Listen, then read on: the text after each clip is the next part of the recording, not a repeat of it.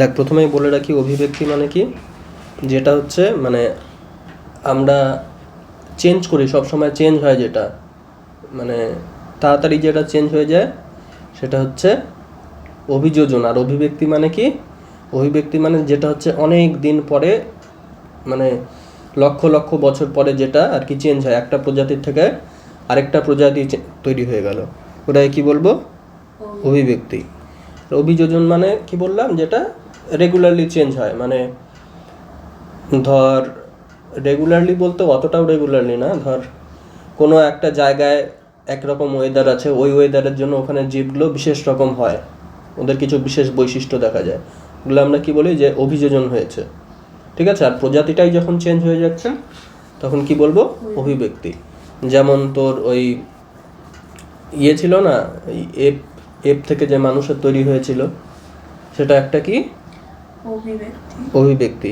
আর অভিযোজনের উদাহরণ কি হয়ে যাবে, ওই উটের পিঠে যে কুজ থাকে মরুভূমিতে, যাতে জলের সাপ্লাইটা পায় চর্বি গলে, তাই না, সেটা হয়ে যাবে তোর অভিযোজন। আচ্ছা, এবার দেখ বইয়ে কি আছে, শুরু করি। পৃথিবীর উৎপত্তির, প্রাণের সৃষ্টি এবং তা থেকে বিভিন্ন জীবের উদ্ভবের ইতিহাস অত্যন্ত রহস্যময়। সৃষ্টির শুরু থেকে আজ পর্যন্ত পৃথিবীর আবহাওয়া ক্রমাগত পরিবর্তিত হচ্ছে, তাই পরিবর্তিত আবহাওয়ায় নিজেদেরকে মানিয়ে নেওয়ার জন্য, ঠিক আছে, বুঝতে পারছিস তো, আবহাওয়াটা যেহেতু চেঞ্জ হচ্ছে, সেই চেঞ্জের সাথে নিজেদেরকে মানিয়ে নেওয়ার জন্য কি হচ্ছে, জীবের কিছু বিশেষ কৌশল আয়ত্ত করতে হয়। যেমন ওই যে বললাম উটের পিঠে কুজ, ওদের ওখানে গরম বেশি জন্য একটা কুজের তৈরি করতে হয়। তারপরে কি হয়, ওখানে তোর যেখানে বরফ জমে থাকে সেখানে দেখবি ওদের লোমগুলো বড় বড় হয়, যাতে ঠান্ডাটা কম লাগে, তাই না। আচ্ছা, জীবের এই পরিবর্তনগুলি ব্র্যাকেটে লিখেছে কি, অভিযোজন। বললাম এই যে এই জায়গা ভিত্তিক পরিবর্তনগুলোকে কি বলা হয়, অভিযোজন বলা হয়। এই পরিবর্তনগুলি ধীরে ধীরে কি করে, নতুন জীব প্রজাতির সৃষ্টি করে। বললাম যে একটা এরকম চেঞ্জ করতে করতে পুরো একটা আলাদা প্রজাতিই হয়ে যাবে চেঞ্জ করতে করতে, বুঝলি, তখন একে কি বলা হবে, অভিব্যক্তি বলা হবে। আচ্ছা, অভিব্যক্তি বা এভলিউশন, ঠিক আছে। অভিব্যক্তি শব্দের অর্থ কি, দীর্ঘ সময়কাল ধরে জীবের পরিবর্তন। অর্থটাই হলো কি, দীর্ঘ সময়কাল ধরে জীবের পরিবর্তন। দীর্ঘ সময় বলতে কয়েক লক্ষ বছর। জীববিদ্যার ক্ষেত্রে এটি সর্বাধিক গুরুত্বপূর্ণ ধারণা, যেখানে সরলতর জীব থেকে জটিলতর জীব সৃষ্টি হয়।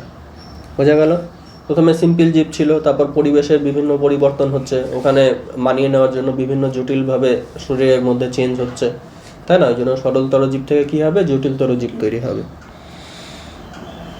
অভিব্যক্তির ধারণায় কি বলেছে, 5 থেকে 6 বিলিয়ন বছর পূর্বে সূর্য থেকে বিচ্ছিন্ন হয়ে পৃথিবীর সৃষ্টি হয়। বিলিয়ন মানে জানিস, ঠিক আছে।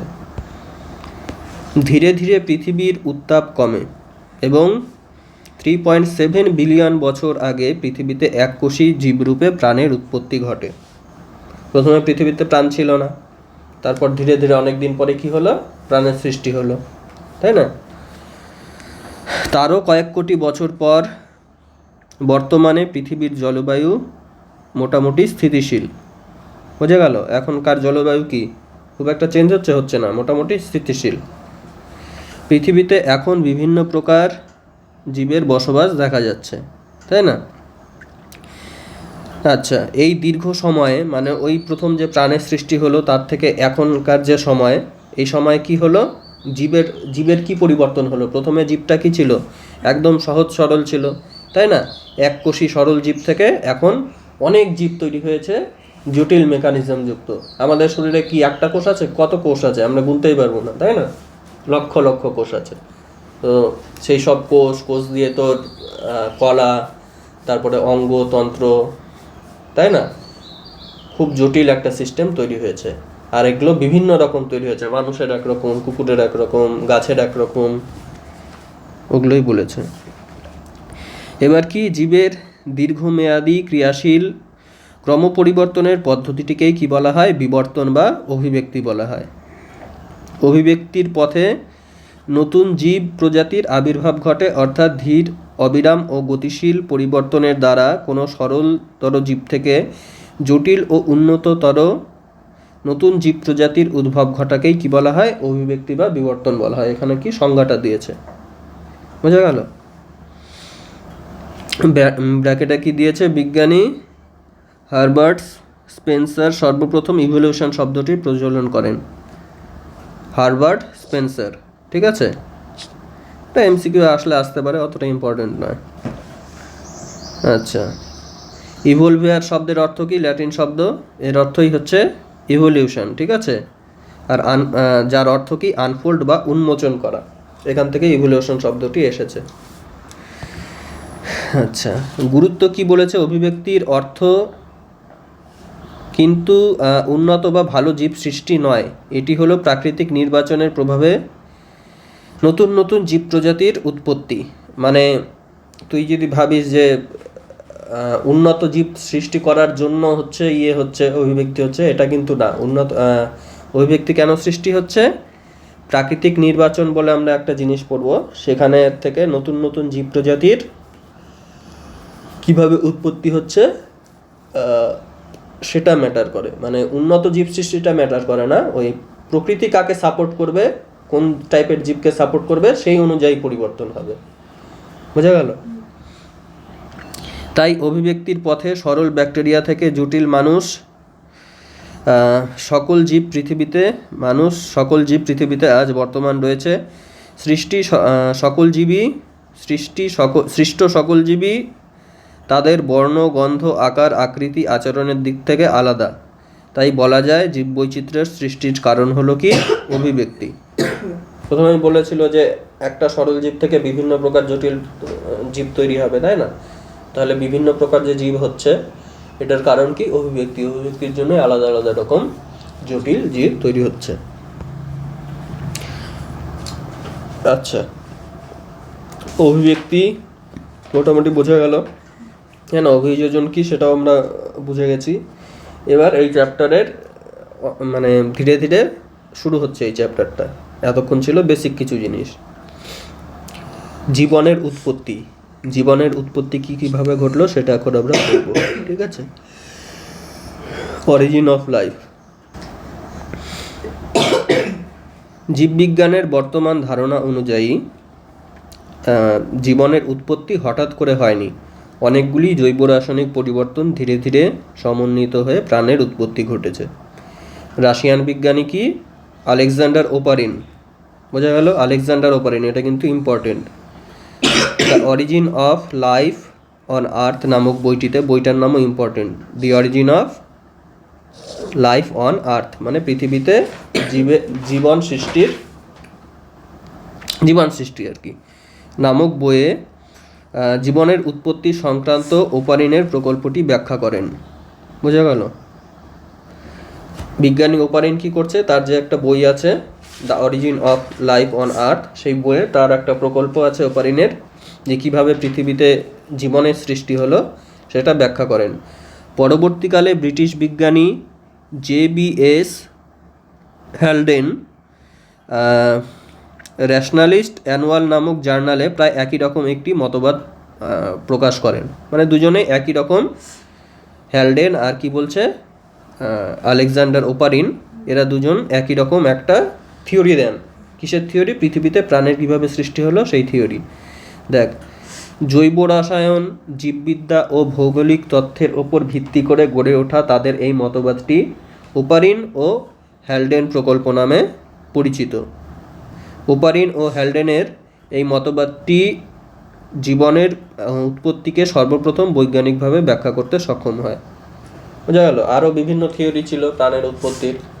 কেউ বলেছিল ভগবান সৃষ্টি করেছে, কেউ বলেছিল যে ওই মাটি মানে পচা জিনিস রাখলে ওখান থেকে পোকা তৈরি হয়ে যায়, ঠিক আছে?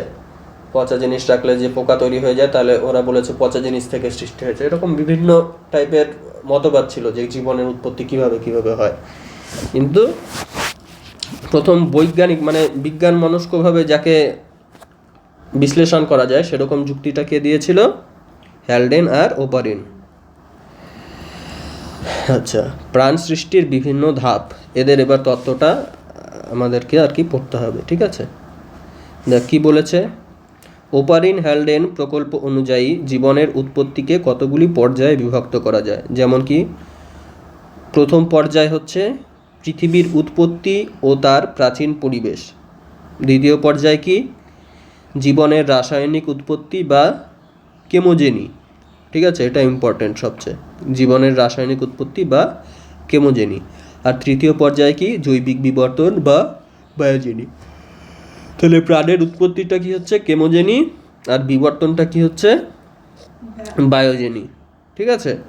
আর চতুর্থ পর্যায়ে কি ইউক্যারিওটিক কোষের আবির্ভাব। ইউক্যারিওটিক কোষ মানে কি যেটা উন্নত, তাই না, নিউক্লিয়াস, সুস্পষ্ট নিউক্লিয়াস যেই কোষে দেখা যায় তাকে ইউক্যারিওটিক কোষ বলে, পড়েছে সেগুলো। আচ্ছা, এখানে শুধু তোর ওই কেমোজেনি যে অংশটা আছে যেটা বললাম বেশি ইম্পর্টেন্ট, সেটাই বিশদে আলোচনা করা হলো, আর অন্যান্য অংশগুলি কি হালকা পাতলা করে বলে দিয়েছে। পৃথিবীর উৎপত্তি আর তার প্রাচীন পরিবেশ। প্রায় 4.6 বিলিয়ন বছর পূর্বে মহাবিশ্বে হাইড্রোজেন গ্যাস ও ধূলিকণা সমন্বিত হয়ে তৈরি হয় কি সৌর নেবুলা, যার থেকে পৃথিবীর সৃষ্টি হয়। সৃষ্টির পর পৃথিবী প্রকৃতপক্ষে বিভিন্ন মৌলের উত্তপ্ত গ্যাসীয় পিণ্ড ছিল।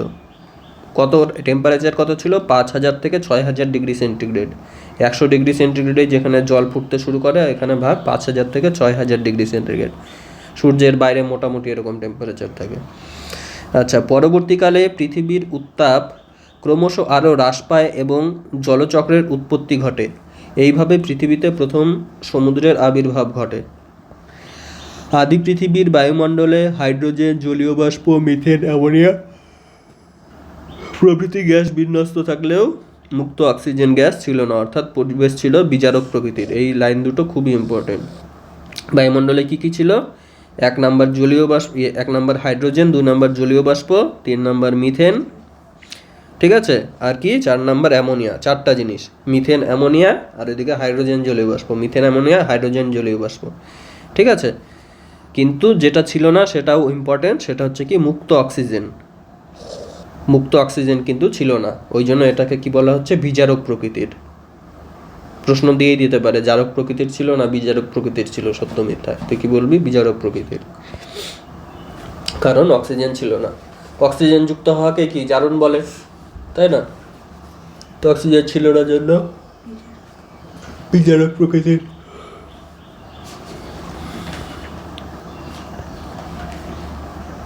আচ্ছা, জীবনের রাসায়নিক উৎপত্তি বা কেমোজেনি, এই যেটা বললাম সবচেয়ে ইম্পর্টেন্ট সেকেন্ড স্টেপটা, সেটা তো ওদের ডিটেইলে আছে সিলেবাসে।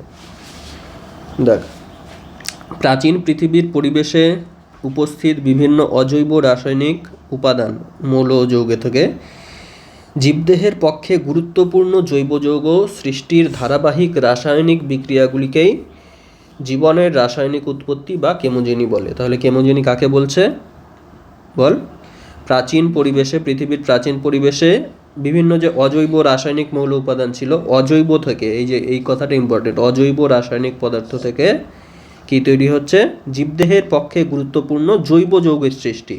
অজৈব যৌগ থেকে জৈব যৌগ, অজৈব যৌগ থেকে কি বললাম জৈব যৌগের যে সৃষ্টি হচ্ছে, যেগুলো জীবদেহ গঠনে সাহায্য করে, খুব ইম্পর্টেন্ট, ঠিক আছে। যে ধারাবাহিক রাসায়নিক বিক্রিয়াগুলির মাধ্যমে এই চেঞ্জটা হয় তাকে কি বলা হয়, জীবনের রাসায়নিক উৎপত্তি বা কেমোজেনি বলা হয়। বিজ্ঞানী হ্যালডেন ও ওপারিন কেমোজেনির প্রধান ধাপগুলি বর্ণনা করেন। দেখ এর ধাপগুলো কী কী ছিল। প্রথম পর্যায়ে কি বলেছে, সরল জৈব যৌগের উৎপত্তি। পৃথিবী উৎপত্তিকালীন তাপমাত্রা ক্রমশ কমে কমে কত হয়ে যায়, 1000 ডিগ্রি সেন্টিগ্রেড যখন হয়ে যায় তখন কি হচ্ছে, অ্যাসিটিলিন, ইথিলিন প্রভৃতি বিভিন্ন প্রকার হাইড্রোকার্বনের সৃষ্টি হয়। কি কি, অ্যাসিটিলিন, ইথিলিন, অ্যাসিটিলিন আর ইথিলিন, ঠিক আছে। এইগুলি আবার উত্তপ্ত বাষ্পের সঙ্গে বিক্রিয়া করে অক্সি ও হাইড্রক্সি যৌগ তৈরি করে। অক্সি মানে কি, যেটা অক্সিজেন যুক্ত যৌগ তাকে আমরা কি বলি অক্সি। অক্সি নামটা তখন আসে, আর হাইড্রক্সি নামটা কখন আসে, যখন জল যুক্ত হয়ে যায়। হাইড্রোজেন আর জল, হাইড্রোজেন আর অক্সিজেন, জল, যেমন অ্যাসিটালডিহাইড উৎপন্ন করে। বোঝা গেল? এই নামগুলো কিন্তু মুখস্থ রাখতে হবে একদম। প্রথমে কি হচ্ছে, 1000 ডিগ্রি আসলো টেম্পারেচার কমতে কমতে, তখন অ্যাসিটিলিন ফার্স্টে আসলো, অ্যাসিটিলিন ইথিলিন, তারপর কি আসলো বল, অক্সি ও হাইড্রক্সি যৌগ যেমন অ্যাসিটালডিহাইড।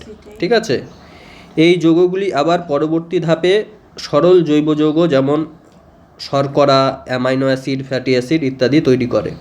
ঠিক আছে, এরপর কি আসলো, সরল জৈব যৌগ। তাহলে প্রথমে কি ছিল, 1 নম্বরে ছিল হাইড্রোকার্বন, 2 নম্বরে কি হলো অক্সি ও হাইড্রক্সি যৌগ, আর 3 নম্বরে কি হলো সরল জৈব যৌগ। এতক্ষণ কিন্তু জৈব যৌগ ছিল না, আমাদের অজৈব যৌগ থেকে জৈব যৌগতে আসতে হবে, তাই না? তার ধাপগুলোই আমরা পড়ছি, অজৈব থেকে জৈবতে কী করে আসছে। তাহলে অজৈব থেকে জৈবতে আসার ধাপগুলি কি কি বল। প্রথমে হচ্ছে তোর তৈরি হলো হাইড্রোকার্বন যেমন অ্যাসিটিলিন ইথিলিন, তারপর কি তৈরি হলো অক্সি ও হাইড্রক্সি যৌগ যেমন কি অ্যাসিটালডিহাইড, তারপর কি হলো 3 নম্বরে সরল জৈব যৌগ যেমন শর্করা, অ্যামাইনো অ্যাসিড, ফ্যাটি অ্যাসিড ইত্যাদি। ঠিক আছে, এগুলো জীবন্ত, মানে আমাদের শরীরের মধ্যে এগুলো থাকে, জানি আমরা শর্করা খাই, তাই না? অ্যামাইনো অ্যাসিড দিয়ে প্রোটিন তৈরি হয়, প্রোটিন দিয়েই আমাদের সব কিছু তৈরি, তাই তো? দেখ তারপরে কি দ্বিতীয় পর্যায়ে, তাহলে প্রথম পর্যায়ে আমাদের সরল জৈব যৌগের উৎপত্তি কিন্তু হয়ে গেল অজৈব যৌগ থেকে, তাই না? অজৈব পদার্থ থেকে, অজৈব যৌগগুলো থেকে আমাদের সরল জৈব যৌগ হয়ে গেল। এবার সেকেন্ড ধাপ হচ্ছে সরল জৈব যৌগ থেকে জটিল জৈব যৌগ, তাই না? আচ্ছা, সরল জৈব যৌগতে বিভিন্ন প্রক্রিয়ার দ্বারা নানা জটিল জৈব যৌগ সৃষ্টি হয়, যেমন জটিল কার্বোহাইড্রেট, তারপরে কি প্রোটিন, ওই যে অ্যামাইনো অ্যাসিড দিয়ে যুক্ত হয়ে হয়ে প্রোটিন তৈরি হয়, তাই না? ফ্যাটি অ্যাসিডগুলো দিয়ে কি তৈরি হয়, ফ্যাট তৈরি হয়, ফ্যাট নিউক্লিওটাইড ও নিউক্লিক অ্যাসিড ইত্যাদি তৈরি হয়। ফ্যাটের পর একটা কমা দিতে হবে, হ্যাঁ কমা নেই মনে হয়। এই বিক্রিয়াগুলিতে প্রয়োজনীয় শক্তির যোগান দিয়েছিল কি সৌরশক্তি ও বজ্রপাত। তাহলে শক্তির যোগানটা কোথা থেকে আসছিল, সৌরশক্তি আর বজ্রপাত থেকে, এটা কিন্তু ইম্পর্টেন্ট, বজ্রপাত আর সৌরশক্তি। প্রাচীন পৃথিবীতে প্রাণের উৎপত্তির পূর্বে প্রথম প্রাণকথা সৃষ্টির জন্য প্রয়োজনীয় বিভিন্ন রাসায়নিক উপাদানগুলি সমুদ্রের উত্তপ্ত জলেই অবস্থান করত। ঠিক আছে, যখন পৃথিবীতে প্রাণ ছিল না, কিন্তু প্রাণ তৈরির যে প্রাণ তৈরি করার জন্য যে জিনিসপত্রগুলো লাগবে, যেগুলো আমরা পড়ছি, সেগুলো কোথায় ছিল, সমুদ্রের জলে ছিল, মাটিতে কিন্তু ছিল না। সমুদ্রের উত্তপ্ত জলেই অবস্থান করত। কোথায় অবস্থান করত, সমুদ্রের উত্তপ্ত জলে, তাই না? হ্যালডেনের মতে এইসব জৈব যৌগগুলি সমুদ্রের জলে মিশে হট ডাইলিউট স্যুপ বা তরল লঘু স্যুপ নামে একটা উত্তপ্ত তরলে এগুলো অবস্থান করত। ঠিক আছে, মানে এই যে জলের মধ্যে, সমুদ্রের গরম জলের মধ্যে যেহেতু তোর ওই জীবন সৃষ্টির জন্য প্রয়োজনীয় উপাদানগুলি অবস্থান করত, তাই তাদেরকে কি নাম দিয়ে দিয়েছে, হট ডাইলিউট স্যুপ। আর এর অপর নাম কি, প্রিবায়োটিক স্যুপ। তার মতে প্রাণের প্রথম উৎপত্তি এখানেই হয়েছিল। এবার কি, কোয়াসারভেটের উৎপত্তি। কোয়াসারভেটের উৎপত্তিতে কি বলেছে, বিভিন্ন বৃহৎ ও জটিল জৈব যৌগগুলি পরস্পর মিলিত হয়ে কোয়াসারভেট নামক কোলয়েড কণা সৃষ্টি করে। কোলয়েড কণা মানে কি, যেগুলো আমরা দ্রবণ পড়েছিস, দ্রবণের মধ্যে কোলয়েড নিশ্চয়ই পড়েছিস, তাই না? ঠিক আছে, অর্থাৎ প্রাচীন পৃথিবীতে তপ্ত লঘু স্যুপের মধ্যে সীমানা পর্দাবৃত জৈব যৌগগুলির যে কোলয়েড বিন্দু বা কণা থেকে আদি কোষ বা প্রোটোসেল তৈরি হয়েছিল তাকেই কোয়াসারভেট বলে। প্রাচীন পৃথিবীতে কোথায়, তপ্ত লঘু স্যুপের মধ্যে, ওই যে হট ডাইলিউট স্যুপ যে ছিল তার মধ্যে সীমানা পর্দাবৃত, মানে একটা পর্দা ছিল বাইরের দিকে, ঠিক আছে, সীমানা পর্দাবৃত জৈব যৌগ পূর্ণ, মানে একটা পর্দাও ছিল আর ভিতরে কি ছিল, বিভিন্ন জৈব যৌগ ছিল, যে কোলয়েড বিন্দু বা কণা সৃষ্টি হয় আর যেখান থেকে তো পরবর্তীকালে আদিকোষ বা প্রোটোসেল তৈরি হয় তাকে কোয়াসারভেট বলা হয়। মানে কোয়াসারভেট কি, একটা জৈব যৌগের, জটিল জৈব যৌগ দিয়ে তৈরি একটা কণা, পর্দাবৃত কণা। জটিল জৈব যৌগগুলো এক জায়গায় হয়ে বাইরে একটা পর্দা তৈরি করে একটা মানে একটা ওই যে বলে না বাঞ্চ তৈরি হলো, বুঝে গেল, একটা প্যাকেট তৈরি হলো ভাব, সেগুলো হচ্ছে কি কোয়াসার্ভেট। এগুলোই পরবর্তীকালে আরও পরিবর্তন হয়ে হয়ে দেখবো আমরা যে কোষ তৈরি করবে। এতে প্রোটিন, ফ্যাট, শর্করা, নিউক্লিক অ্যাসিড প্রভৃতি প্রাণ সৃষ্টির উপাদান ছিল। জীবন সৃষ্টির বিক্রিয়া এর মধ্যেই ঘটেছিল। প্রসঙ্গত উল্লেখ্য, আমেরিকান বিজ্ঞানী সিডনি ফক্স এর মত অনুসারে প্রাচীন পৃথিবীতে সমুদ্রের মধ্যে অনেকগুলি অ্যামাইনো অ্যাসিড যুক্ত হয়ে প্রথমে প্রোটিনয়েড এবং পরে কি মাইক্রোস্ফিয়ার তৈরি হয়। প্রথমে কি প্রোটিনয়েড এবং পরে মাইক্রোস্ফিয়ারের সৃষ্টি হয়। তার মতে কোয়াসার্ভেট নয়, মাইক্রোস্ফিয়ারেই প্রথম প্রাণের উৎপত্তি ঘটে। মানে এখানে সিডনি ফক্স বলে একজন বিজ্ঞানী ছিল, সে এই কোয়াসার্ভেটের তত্ত্বটাকে মানছে না, সে অন্য একটা তত্ত্ব দিয়েছে। সেটা কি, সেটা সে বলেছে যে অ্যামাইনো অ্যাসিড যুক্ত হয়ে প্রথমে প্রোটিনয়েড আর পরে মাইক্রোস্ফিয়ার তৈরি হয়, এই মাইক্রোস্ফিয়ারের মধ্যে প্রাণের উৎপত্তি ঘটে, কোয়াসার্ভেটের মধ্যে নয়। আচ্ছা, প্রাচীন পৃথিবীতে দ্বিলিপিড পর্দাবৃত, ঠিক আছে, মানে দ্বিলিপিড মানে দুটা লিপিডের পর্দা, মানে দুটা লেয়ার আছে লিপিডের পর্দা, ঠিক আছে। এটিপি ব্যবহারে সক্ষম, বৃদ্ধি ও বিভাজনক্ষম যে জৈব গঠন থেকে বিজ্ঞানী সিডনি ফক্স প্রথম প্রাণ সৃষ্টি হয়েছিল বলে মনে করেন তাকেই মাইক্রোস্ফিয়ার বলা হয়। এখানে কি মাইক্রোস্ফিয়ারের ডেফিনেশনটা দিয়েছে এখান থেকে জাস্ট। তাহলে কি কোয়াসার্ভেটে কি ছিল, একটা পর্দা ছিল বাইরে, কিন্তু মাইক্রোস্ফিয়ারে কি দুটা পর্দা, তাও আবার লিপিড দিয়ে তৈরি, ঠিক আছে। ওখানে কোনো এটিপির কথা উল্লেখ ছিল না কোয়াসার্ভেটে, এটিপি যেখান থেকে শক্তি তৈরি হয়, তাই না, কিন্তু এখানে কি এটিপি ব্যবহারে সক্ষম বলেছে এই মাইক্রোস্ফিয়ারটা। আর কি বলেছে, বৃদ্ধিও পেতে পারে আর বিভাজনক্ষম, মানে বিভাজন হতে পারে, বিভাজন হয়ে সংখ্যায় বাড়তে পারে, তাই না। তাহলে এরকম টাইপের যে জৈব গঠন একটা ছিল কোষের আগে, তাকে মাইক্রোস্ফিয়ার বলা হচ্ছে। তাহলে এদের মধ্যে পার্থক্য বোঝা গেল, কোয়াসার্ভেট আর মাইক্রোস্ফিয়ারের মধ্যে। প্রথম পার্থক্য কি, দুটা পর্দা লিপিড বিশিষ্ট, একটাই ছিল না আরেকটাই ছিল, মাইক্রোস্ফিয়ারে ছিল, তাই না। দ্বিতীয়টা কি, যে বৃদ্ধি আর বিভাজন ক্ষমতা, না দ্বিতীয়টা হচ্ছে এটিপির ব্যবহার বলেছে, সেটা ওখানে ছিল না কোয়াসার্ভেটে, এখানে ছিল, তাই তো। আর এখানে বিভাজনক্ষম ছিল, আর ওগুলোকে দিয়েছিল হ্যালডেন দিয়েছিল কোয়াসার্ভেটের ধারণাটা, আর এই মাইক্রোস্ফিয়ারের ধারণাটাকে দিল সিডনি ফক্স। এবার কি, নগ্নজিন বা নিউক্লিক অ্যাসিডের উৎপত্তি। মুক্ত নিউক্লিওটাইডগুলি একত্রে পলিনিউক্লিওটাইড গঠন করে, যা থেকে নিউক্লিক অ্যাসিডের সৃষ্টি হয়, ঠিক আছে। বিজ্ঞানীদের মতে প্রথম সৃষ্ট এই নিউক্লিক অ্যাসিডগুলির প্রকৃতি কী ছিল, আরএনএ প্রকৃতির ছিল, একেই নগ্নজিন বলা হয়। তাহলে নগ্নজিন কাকে বলা হচ্ছে, আরএনএকে বলা হচ্ছে, তাই না। এবার এই সেকেন্ড স্টেপটা যেটা সবচেয়ে বড় ছিল সেটা কমপ্লিট হলো। এবার থার্ড স্টেজ কি, প্রাণের জৈবিক বিবর্তন বা বায়োজেনি। দেখ, আচ্ছা এই জিনিসটা না আমি তোকে শর্ট করে একবার বলে দিই কি কি পড়লাম। দেখ, কেমোজেনি, ঠিক আছে, আমাদের তো প্রথম চারটা ধাপ, ওই চারটা ধাপ তো জানি। প্রথমটা কি, পৃথিবীর উৎপত্তি, তারপরেরটা কি কেমোজেনি, তারপরেরটা বায়োজেনি, আর লাস্টেরটা কি ছিল, ইউক্যারিওটিক কোষের আবির্ভাব, তাই না। 1 নাম্বার কি ছিল বল, পৃথিবীর আবির্ভাব, পৃথিবীর উৎপত্তি, পৃথিবীর উৎপত্তি। 2 নাম্বার কি ছিল, কেমোজেনি।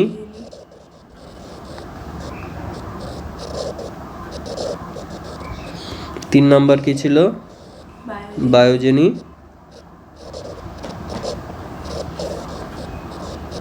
আর 4 নাম্বার কি ছিল,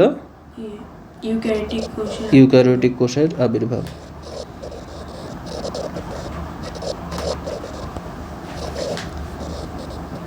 ইউক্যারিওটিক লিখে দিলাম শুধু, ঠিক আছে। দেখ, এবার আমরা কি পড়ব, আচ্ছা এটা এখানে গেল,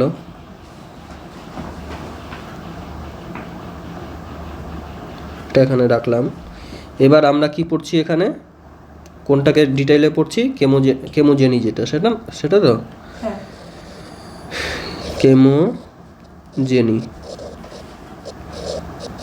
কেমোজেনের কি কি স্টেপ দেখলাম আমরা? প্রথমে হচ্ছে কি অজৈব থেকে জৈব যৌগের সৃষ্টি, তারপর জটিল জৈব যৌগের সৃষ্টি, তাই না? তারপর তার থেকে কি ওই কোয়াসারভেটগুলো যে তৈরি হলো, কোয়াসারভেট বা মাইক্রোস্ফিয়ার, তাদের উৎপত্তি। হ্যাঁ, তাহলে দেখ প্রথমে কি বলেছে, 1 নাম্বার দিয়ে প্রথম পর্যায়ে সরল জৈব যৌগের উৎপত্তি, মানে অজৈব থেকে, কেমোজেনি মানেই তো অজৈব থেকে জৈব যৌগ, তাই না? এটা আগে লিখে নিই। কেমোজেনি মানে কি বল? অজৈব যৌগ থেকে অজৈব টু জৈব যৌগ, ঠিক আছে? জটিল জৈব যৌগ, অ্যাকচুয়ালি অজৈব যৌগ থেকে জটিল জৈব যৌগ।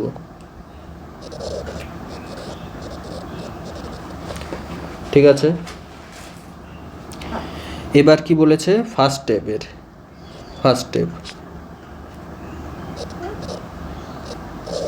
প্রথমে কি হবে, সরল জৈব যৌগের উৎপত্তি, সরল জৈব যৌগ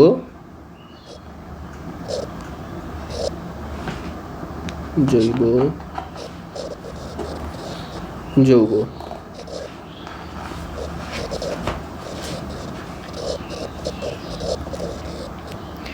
এখানে ধাপগুলো কি কি হবে সরল জৈব যৌগের মধ্যে বল?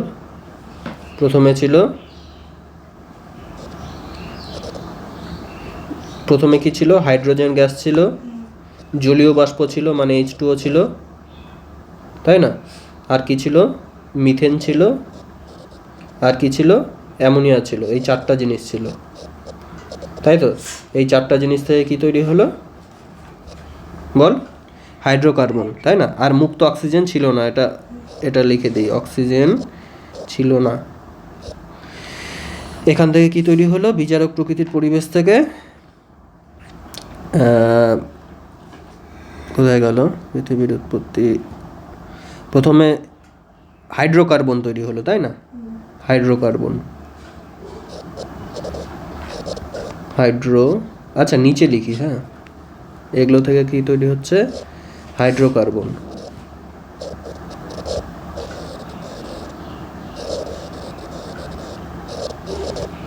বোঝা গেল? মিথেনও কিন্তু একটা হাইড্রোকার্বনই। আচ্ছা, এবার কি বলেছে, এখান থেকে কি হলো? তাপমাত্রা আরো কমলো, তাপমাত্রা কমে কমে কি তৈরি হলো?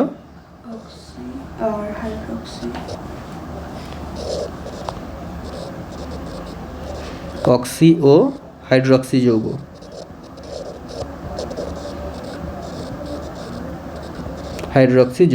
ঠিক আছে, উদাহরণ কি কি ছিল এর?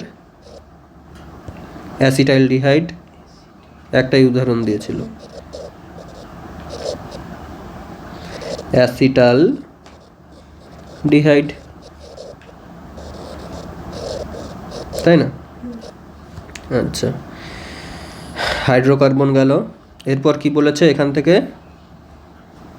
হাইড্রোকার্বনের পরে এটাও গেল, ওই হাইড্রক্সি আর অক্সি যৌগ, তাই না? এরপরে কি হবে?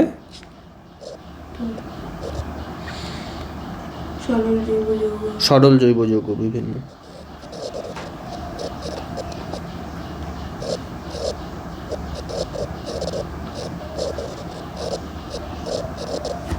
বোঝা গেল? সরল জৈব যৌগ থেকে কি ছিল? শর্করা, সরল শর্করা,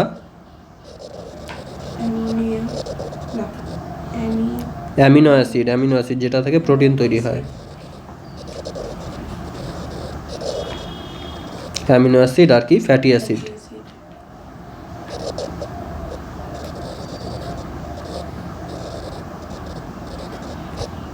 তাই তো? আচ্ছা, এগুলো কোথায় হচ্ছিল? সব সমুদ্রের জলে হচ্ছিল কিন্তু, তাই না?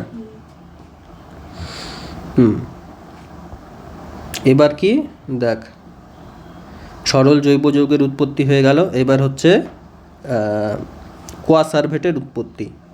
সেকেন্ড স্টেপ কি? কোয়াসারভেটের উৎপত্তি। হ্যাঁ, দ্বিতীয়টা জটিল জৈব যৌগের উৎপত্তি, ওটা মিস হয়ে গেছে। সরল জৈব যৌগ হলো 2 নাম্বার, হচ্ছে জটিল জৈব যৌগ।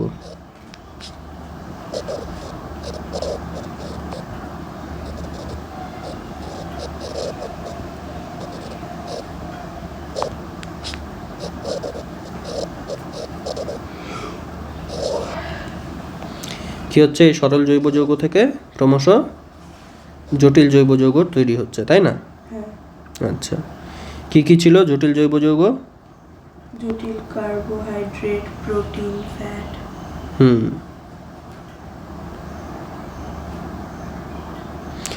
আচ্ছা, প্রোটিন, ফ্যাট, নিউক্লিক অ্যাসিড আর হচ্ছে কি নিউক্লিওটাইড, তাই না? প্রথমে নিউক্লিওটাইড, আর হচ্ছে কি নিউক্লিক অ্যাসিড। এখানে কি ছিল, সরল শর্করা ছিল, তাই না? সরল শর্করা থেকে জটিল শর্করা বা জটিল কার্বোহাইড্রেট তৈরি হয়ে যাবে। জটিল কার্বোহাইড্রেট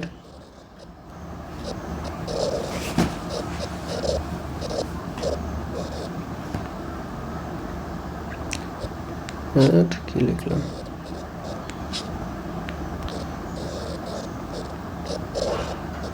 হাইড্রেট, বোঝা গেল? জটিল কার্বোহাইড্রেট আর কি ছিল বল? ফ্যাট ছিল, ফ্যাটি অ্যাসিড থেকে ফ্যাট ছিল। নিউক্লিক অ্যাসিডগুলো এখানে কি ছিল, অ্যামাইনো অ্যাসিড। এই দেখ, এখানে ফ্যাটি অ্যাসিড থেকে ফ্যাট আসছে, তাই না? সরল শর্করা থেকে জটিল শর্করা বা জটিল কার্বোহাইড্রেট আসছে। আর অ্যামাইনো অ্যাসিড থেকে কি আসে, প্রোটিন আসে।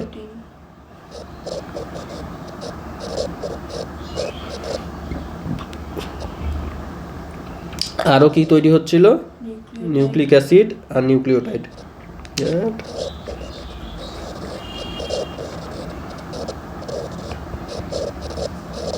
নিউক্লিওটাইড, নিউক্লিক অ্যাসিড ইত্যাদি, তাই না? আচ্ছা, এবার কি হয়ে গেল, থার্ড স্টেজ। আর এরা কোথায় হচ্ছিল সব কিছু? সমুদ্রের জলে, সমুদ্রের গরম জলে, সমুদ্রের গরম জলে। এটা কি বলছে, হট ডাইলিউট স্যুপ, তাই না? Hot dilute soup.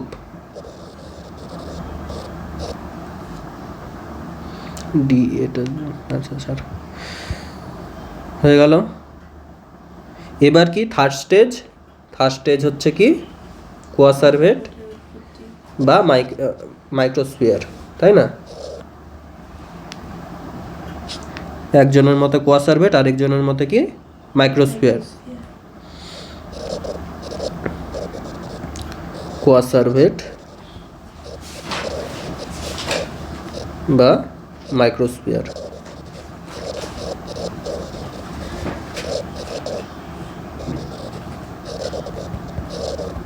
আচ্ছা, কোয়াসারভেটের মধ্যে কি কি ছিল বল?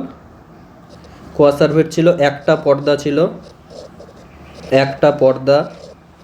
আর এখানে কি ছিল, মাইক্রোস্ফিয়ারে দুটা লিপিডের পর্দা, লিপিড পর্দা, তাই না? আর এখানে কি এটিপির কোনো গল্প ছিল না, কিন্তু এখানে কি ছিল, এটিপি ইউজে সক্ষম, তাই না? এটিপি ব্যবহারে সক্ষম। আচ্ছা, এর মধ্যে কি ছিল, বিভিন্ন বল, বিভিন্ন জটিল জৈব যৌগ ছিল ভেতরে, জটিল জৈব যৌগ।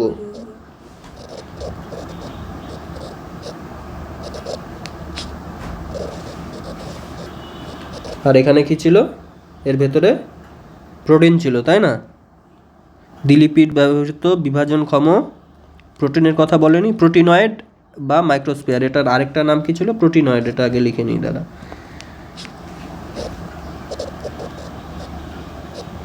প্রোটিনয়েড। এর ভেতরেও বিভিন্ন জটিল জৈব যৌগ ছিল, ঠিক আছে? কিন্তু এখানে একটা এক্সট্রা ছিল কি, এটা বিভাজনক্ষমও ছিল, বিভাজনক্ষম। এর থেকে পরে কোষ তৈরি হয়ে গেল, এককোষী কোষগুলো, বিভাজনক্ষম। ঠিক আছে? আচ্ছা, তাহলে আমাদের এই জিনিসটা কিন্তু মুখস্থ রাখতে হবে। এই যে যতটুকু আমরা লিখলাম, এখানে কেন ছোট করে লিখলাম, কারণ ছোট করে লিখলে মনে থাকে বেশি।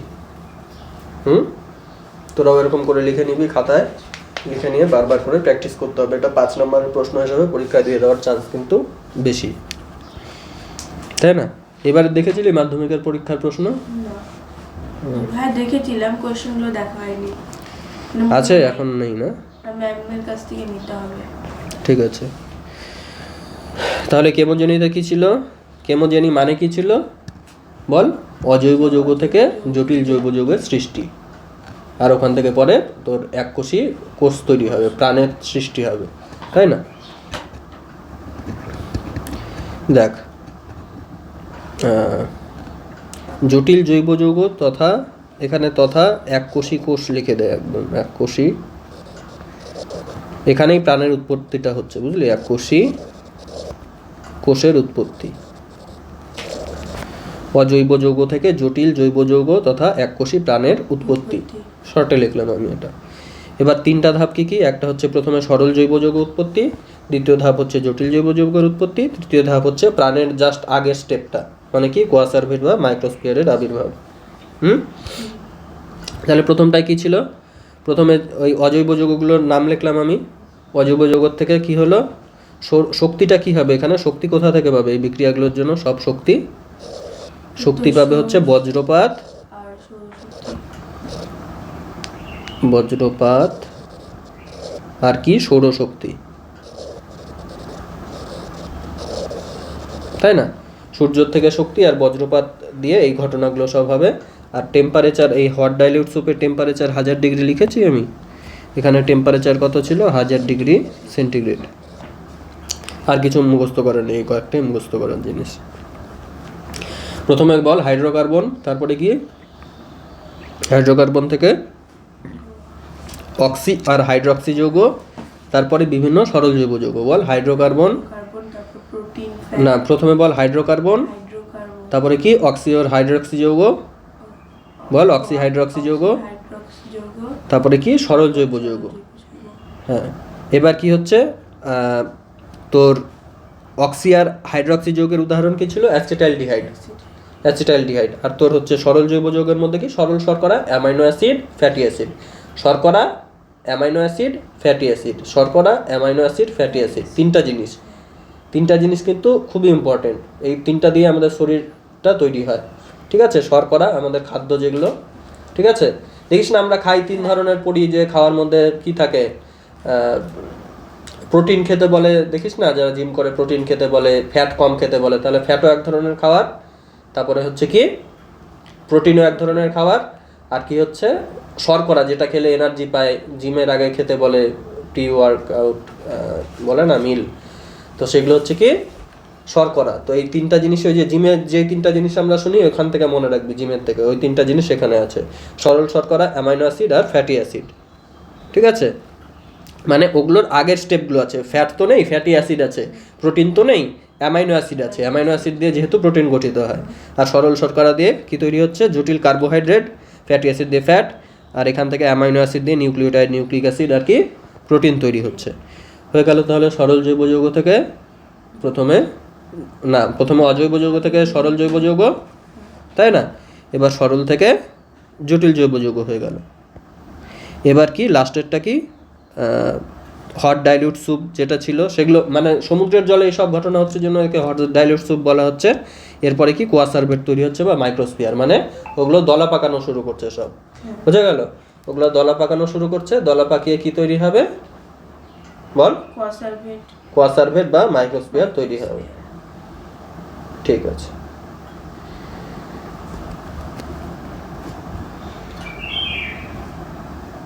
এককোষী প্রাণের উৎপত্তি এটাকে পরের স্টেপে রেখেছে, ঠিক আছে? এটা তাহলে জটিল জৈব যৌগ অবধি থাক, মানে কোয়াসার্ভেটটাকে এরা প্রাণ ধরছে না, বুঝলি?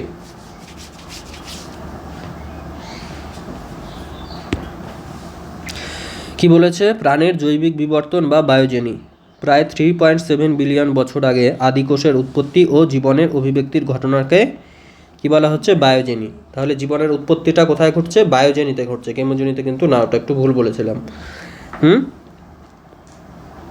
জীবনের আদিকোষের উৎপত্তি আর জীবনের অভিব্যক্তির ঘটনাকে বায়োজেনি বলা হয়। এর প্রধান ধাপগুলি কি কি?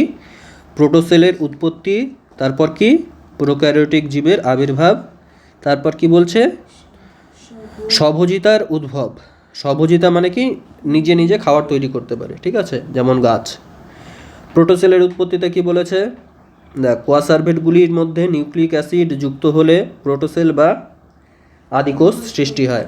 তাহলে কোয়াসার্ভেটের মধ্যে কিন্তু কোনো নিউক্লিক অ্যাসিড ছিল না, কোয়াসার্ভেটের মধ্যে কি কোনো নিউক্লিক অ্যাসিড, অ্যাসিড ছিল না। নো নিউক্লিক অ্যাসিড,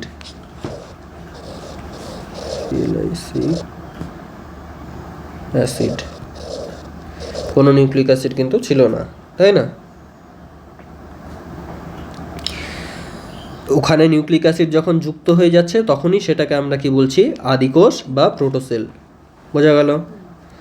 আচ্ছা, প্রোক্যারিওটিক জীবের উৎপত্তি প্রায় 3.5 বিলিয়ন বছর আগে প্রোটোসেল থেকে প্রোক্যারিওটিক জীবের উৎপন্ন হয়। প্রোটোসেল থেকে কি হচ্ছে, প্রোক্যারিওটিক জীবের উৎপত্তি কখন ঘটছে? 3.5 বিলিয়ন বছর আগে বিবর্তন হয়ে ওঠে। এবার কি স্বভোজিতার উদ্ভব। প্রথমে আবির্ভূত প্রোটোসেলগুলি বা আদিকোষগুলি পুষ্টিগতভাবে রাসায়নিক পরভোজী ছিল, পরে রাসায়নিক স্বভোজী জীবের উৎপত্তি ঘটে, ঠিক আছে, ও অবাধ সালোক সংশ্লেষকারী জীবের উৎপত্তি হয়। সালোক সংশ্লেষ মানে কি জানিস তো, তাই না? গাছ যেভাবে যেই পদ্ধতিতে খাবার তৈরি করে তাকে সালোক সংশ্লেষ বলে। আচ্ছা, ফলে বায়ুমণ্ডলে কি মুক্ত অক্সিজেনের আবির্ভাব ঘটে। প্রথমে তো আমরা কি পড়েছিলাম, পরিবেশ ছিল এতক্ষণ অবধি বিজারক প্রকৃতির, মুক্ত অক্সিজেন কি ছিল না। এবার কি হচ্ছে, প্রথমে তোর হচ্ছে কোয়াসার্ভেট থেকে তৈরি হলো কি প্রোক্যারিওটিক, প্রোটোসেল, প্রোটোসেল তৈরি হলো। তারপর প্রোটোসেল থেকে বিবর্তনের মাধ্যমে কি তৈরি হলো, আদিকোষের পরে প্রোক্যারিওটিক জীব, ঠিক আছে। এই প্রোক্যারিওটিক জীবগুলো প্রথমে পরভোজী ছিল, মানে অন্যান্য খাবার খেয়ে ঘুরে বেড়াতো, ওদের নিজেরা খাবার তৈরি করতে পারতো না। তারপর আস্তে আস্তে ওরা সালোক সংশ্লেষ করা শিখলো, ঠিক আছে। তাহলে বিবর্তিত হয়ে সালোক সংশ্লেষকারী যখন জীব আসছে, অক্সিজেন তো ছিল না, অবাত, ওই জন্য বলেছে অবাত মানে কি, অক্সিজেনের উপস্থিতি ছাড়া। অবাত সালোক সংশ্লেষকারী মানে অক্সিজেনের উপস্থিতি ছাড়াই সালোক সংশ্লেষ করতে পারে, ওরকম জীবের উৎপত্তি ঘটলো। আর সালোক সংশ্লেষে আমরা জানি অক্সিজেনের উৎপত্তি হয়, গাছ আমাদেরকে অক্সিজেন দেয়, তাই না? সেই জন্যই ওই প্রোক্যারিওটিক জীবরা, কিছু কিছু প্রোক্যারিওটিক জীবরা পরিবেশে প্রথম অক্সিজেন ছাড়তে শুরু করলো। এটা কিন্তু একটা অনেক বড় ঘটনা, পরিবেশে অক্সিজেন ছাড়তে শুরু করলো মানে আরও জীবের জন্য উপযুক্ত হয়ে গেল। আমরা অক্সিজেন ছাড়া যেমন বাঁচতে পারি না, তাই না? প্রোটোসেলের বৈশিষ্ট্য দেখ কি বলে দিয়েছে, প্রোটোসেল দ্বিস্তরীয়, সীমানাবৃত, সীমানা পর্দাবৃত। এগুলো কি স্বপ্রতিলিপি গঠনে সক্ষম, এগুলি বৃদ্ধি ও বিভাজনে সক্ষম। আচ্ছা, ইউক্যারিওটিক কোষের আবির্ভাব প্রায় 1.5 বিলিয়ন বছর আগে মুক্ত অক্সিজেনে শোষণক্ষম ইউক্যারিওটিক কোষের আবির্ভাব ঘটে, ঠিক আছে। মুক্ত অক্সিজেন তো চলে আসলো এখান থেকে, তাই না? মুক্ত অক্সিজেন চলে আসলো ওই বায়োজেনির পরের থেকে। বায়োজেনিতে প্রথমে কি হলো, প্রোটোসেল উৎপন্ন হলো, তারপর প্রোক্যারিওটিক জীব উৎপন্ন হলো। প্রোক্যারিওটিক জীবের মধ্যেই প্রথমে কি ছিল, তারা অবাধ তারা হচ্ছে পরভোজী ছিল। তারপর কি, অবাধ সালোক সংশ্লেষকারী, মানে অক্সিজেনের উপস্থিতি ছাড়াই সালোক সংশ্লেষ করছে, আর সালোক সংশ্লেষ করে অক্সিজেন উৎপত্তি করছে। তাহলে অক্সিজেন যখন চলে আসলো, এবার কি আসবে, ইউক্যারিওটিক কোষ আসবে, যারা অক্সিজেন নিয়ে বাঁচতে পারবে, ঠিক আছে। আচ্ছা, হয়ে গেল, ঠিক আছে, শেষ। এটা একটা 5 নম্বরের কোশ্চিন এতদূর আসতে পারে। জীবন সৃষ্টির ধাপগুলি আলোচনা কর। এবার কি সেকেন্ড আরেকটা, এটাও ইম্পর্টেন্ট, এটাও 5 নম্বরের আসতে পারে, ছবি সহ একদম। কি, জীবনের রাসায়নিক উৎপত্তির ব্যাখ্যায় মিলার আর উরের পরীক্ষা, ঠিক আছে।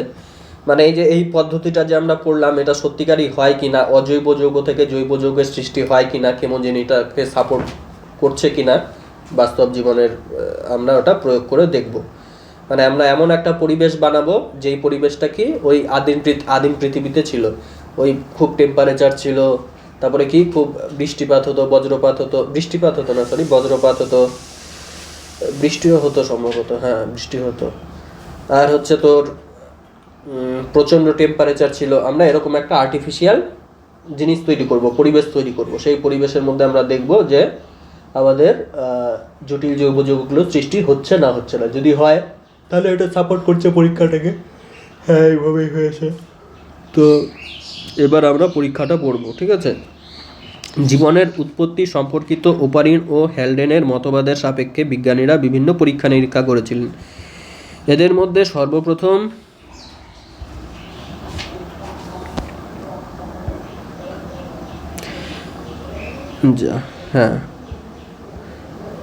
এই তো ঠিক আছে। সর্বপ্রথম কি ভলক্যানিক তড়িৎবিক্ষণ পরীক্ষা এটা কে করেছিলেন? শিকাগো বিশ্ববিদ্যালয়ের স্ট্যানলি মিলার আর কি হ্যারল্ড উডে। স্ট্যানলি মিলার, বিজ্ঞানীদের নাম কিন্তু প্রচুর আছে এখানে, ভুলিয়ে ফেলিস না। হ্যাঁ না, সিডনি ফক্স ছিল, তারপর কি ছিল, হ্যালডেন, ওপারিন, আর এখানে কি মিলার ও উডে। মিলার ও উডে কি করেছিল? দেখ, পরীক্ষা ব্যবস্থা। প্রাচীন পৃথিবীর বিজারক পরিবেশ তৈরির জন্য, বিজারক মানে কি? অক্সিজেন নেই, মুক্ত অক্সিজেন নেই। অক্সিজেন আছে, জটিল জৈব মানে যৌগরূপে অক্সিজেন আছে, কিন্তু কি নেই? মুক্ত অক্সিজেন নেই। আচ্ছা আচ্ছা, বিজারক পরিবেশ তৈরির জন্য একটি বড় ফ্লাস্কে মিথেন, অ্যামোনিয়া, হাইড্রোজেন গ্যাসের মিশ্রণ নেয়। মিশ্রণের অনুপাতটা কি? 2:1। এই অনুপাতটাও কিন্তু ইম্পর্টেন্ট, একদম প্রত্যেকটা জিনিস ইম্পর্টেন্ট এখানে। মিথেন, অ্যামোনিয়া আর হাইড্রোজেনের অনুপাতটা কি? 2:1। মনে রাখবি কীভাবে? মিথেন দেখ, দুটা সংখ্যা লিখতে হয়, তাই না? দুটা অক্ষর লিখতে হয়। তারপর অ্যামোনিয়াতেও দুটা অক্ষর লিখতে হয়, এন আর এইচ, তাই না? সেই জন্য এদের 2:2 করে আছে। আর হাইড্রোজেনে কি একটাই, তোর একটাই অক্ষর লিখতে হয়, সেই জন্য হাইড্রোজেনে 1 আছে। এইভাবে মনে রাখতে পারিস। আচ্ছা, মিথেন মানে CH4, অ্যামোনিয়া মানে NH3, আর হাইড্রোজেন মানে H221। এবার কি বলেছে? যন্ত্রের ছোট ফ্লাস্কে জল ফুটিয়ে সৃষ্ট বাষ্প বড় ফ্লাস্কে এসে মেশে। যন্ত্রের ছোট দুটা ফ্লাস্ক আছে যন্ত্রটায়, ছবিটা দেখবি, এই দেখ ছবিটা। ছোট ফ্লাস্কের ফুটান্ত জলের বাষ্পগুলো কোথায় যাচ্ছে? বড় ফ্লাস্কে যাচ্ছে, এই যে বড় ফ্লাস্ক, ঠিক আছে? হ্যাঁ, এবার কি বলছে? টাংস্টানের তড়িৎদ্বার দ্বারা কি করা হয়? সমগ্র মিশ্রণটিতে তড়িৎমোক্ষণ করা হয়, কারণ প্রাচীন পৃথিবীতে যে বজ্রপাত হতো সেই জিনিসটা সৃষ্টি করার জন্য। এর ফলে উৎপন্ন উপাদান ঠান্ডা ও ঘনীভূত করে তারা সংগ্রহ করেন, ঠিক আছে? এরকম পরিবেশ তৈরি করলো মিথেন, অ্যামোনিয়া আর হাইড্রোজেন দিয়ে 2:1 অনুপাতে নিয়ে এই ইয়ের মধ্যে দিল, এই বড় ফ্লাস্কটার মধ্যে দিল। তারপর কি করলো? নিচের থেকে জল ফুটিয়ে এই ফ্লাস্কটার মধ্যে দিল জল। তারপরে প্রাচীন পরিবেশে তো আরেকটা জিনিসও হতো, সেটা হচ্ছে কি? বজ্রপাত। সেটার জন্য টাংস্টেনের নির্মিত, ধাতু নির্মিত দুটা ওই ইলেকট্রোড যেগুলোকে বলে, ওগুলো দিয়ে বজ্রপাতের মতো তড়িৎস্ফুলঙ্গির সৃষ্টি করলো, তড়িৎমোক্ষণ যেটাকে বলা হয়, তাই না? ওরকম করে একদম প্রাচীন পৃথিবীর মতো পরিবেশ সৃষ্টি করে দিল। এবার এখানে তৈরি হচ্ছে কিনা জিনিসপত্র, সেটা হচ্ছে এখন আমরা দেখব। বোঝা গেল? আচ্ছা, পরীক্ষায় প্রাপ্ত রাসায়নিক পদার্থগুলিকে বিশ্লেষণ দ্বারা তারা 5টি অ্যামাইনো অ্যাসিড পান। অ্যামাইনো অ্যাসিড মানে কি? যেগুলো দিয়ে প্রোটিন তৈরি হয়, তাই না? এগুলি হলো কি? Glycine, alpha alanine, beta alanine, আর কি অ্যাসপার্টিক অ্যাসিড, আর আলফা অ্যামাইনো বিউটারিক অ্যাসিড, তাই না? বা অ্যামিনো বিউটারিক অ্যাসিডও বলতে পারিস। আচ্ছা, পরবর্তী সময়কালে মিলারের ছাত্র জেফ্রি বাডা ও অন্যান্যরা প্রায় 20টি অ্যামাইনো অ্যাসিড ও অন্যান্য জৈব অ্যাসিড ওই পরীক্ষা ব্যবস্থা থেকে আবিষ্কার করেন। বোঝা গেল? সিদ্ধান্ত দেখ কি বলেছে। পরীক্ষার সিদ্ধান্ত হচ্ছে এই পরীক্ষা প্রাচীন পৃথিবীতে অক্সিজেনবিহীন বিজারক পরিবেশে বজ্রপাত, অতিবেগুনি রশ্মি ও অগ্নুৎপাতের তাপশক্তির উপস্থিতিতে জলীয় বাষ্প, মিথেন, অ্যামোনিয়া, হাইড্রোজেন প্রভৃতি গ্যাসের বিক্রিয়ার ফলে জটিল জৈব যৌগের সৃষ্টির ধারণাকে দৃঢ় করে, তাই না? কারণ আমরা তো তাই পেলাম, ওই প্রাচীন পৃথিবীর মতো পরিবেশ সৃষ্টি করে আমরা দেখলাম যে অ্যামাইনো অ্যাসিড তৈরি হচ্ছে। তো ওটাই তো বলেছিল ওপারিন আর হ্যালডেন। এই পরীক্ষায় প্রাপ্ত অ্যামাইনো অ্যাসিডগুলি জীবদেহ গঠনের পক্ষে অত্যন্ত গুরুত্বপূর্ণ এবং তাদের পরীক্ষা অজৈব উপাদান থেকে জৈব উপাদানে আগমন ও জীবন সৃষ্টি সংক্রান্ত হ্যালডেন ও ওপারিনের তত্ত্বকে সমর্থন করে। বোঝা গেছে? তাহলে দুটা কিন্তু 5 নম্বরের প্রশ্ন হয়ে গেল। প্রথমটা একটু জটিল, কে বোঝেনি, যেটা স্টেপটা একটু জটিল, আর যেটা এই পরীক্ষাটা সেটা একটু সহজ সরল। বোঝা গেছে? এবার দেখ কি বলেছে। অভিব্যক্তির মুখ্য ঘটনাবলী। অভিব্যক্তি বা বিবর্তন, এতক্ষণ অবধি আমরা কি বললাম, জীবনটা সৃষ্টি কিভাবে হলো, তাই না? এবার আমরা পড়বো জীবনটা বিবর্তন কিভাবে হচ্ছে, বিবর্তন হয়ে এই আমরা কিভাবে আসলাম আজকের দিনের।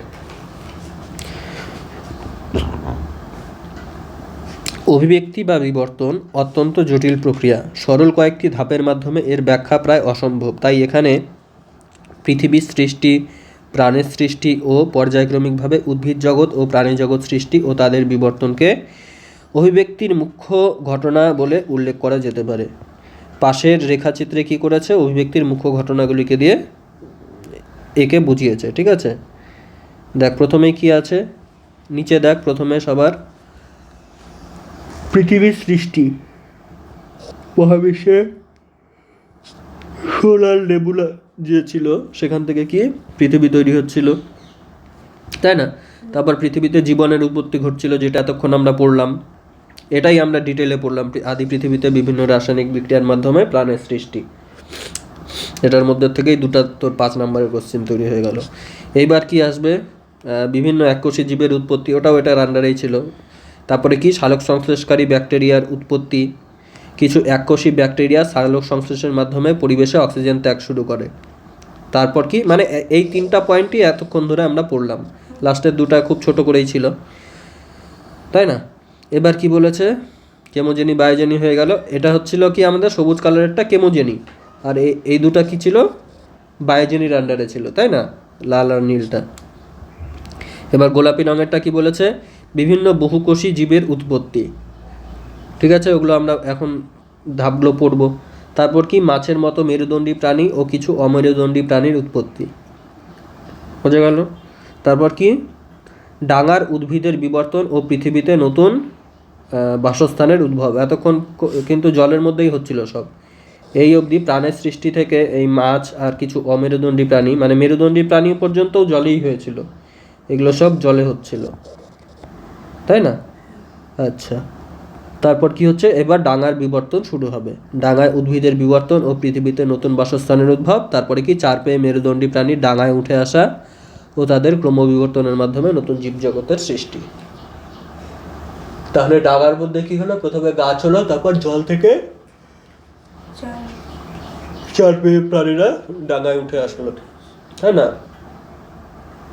যেমন উভচর প্রাণী, তারপর উভচর প্রাণী, প্রথমে ছিল জলজ প্রাণী, তারপর ওরা ডাঙায় উঠে আসলো উভচর প্রাণী, তারপর উভচর প্রাণী থেকে পরে কি হলো, এই স্থলে যেসব প্রাণীরা থাকে সেই সব প্রাণী, স্থলজ প্রাণী।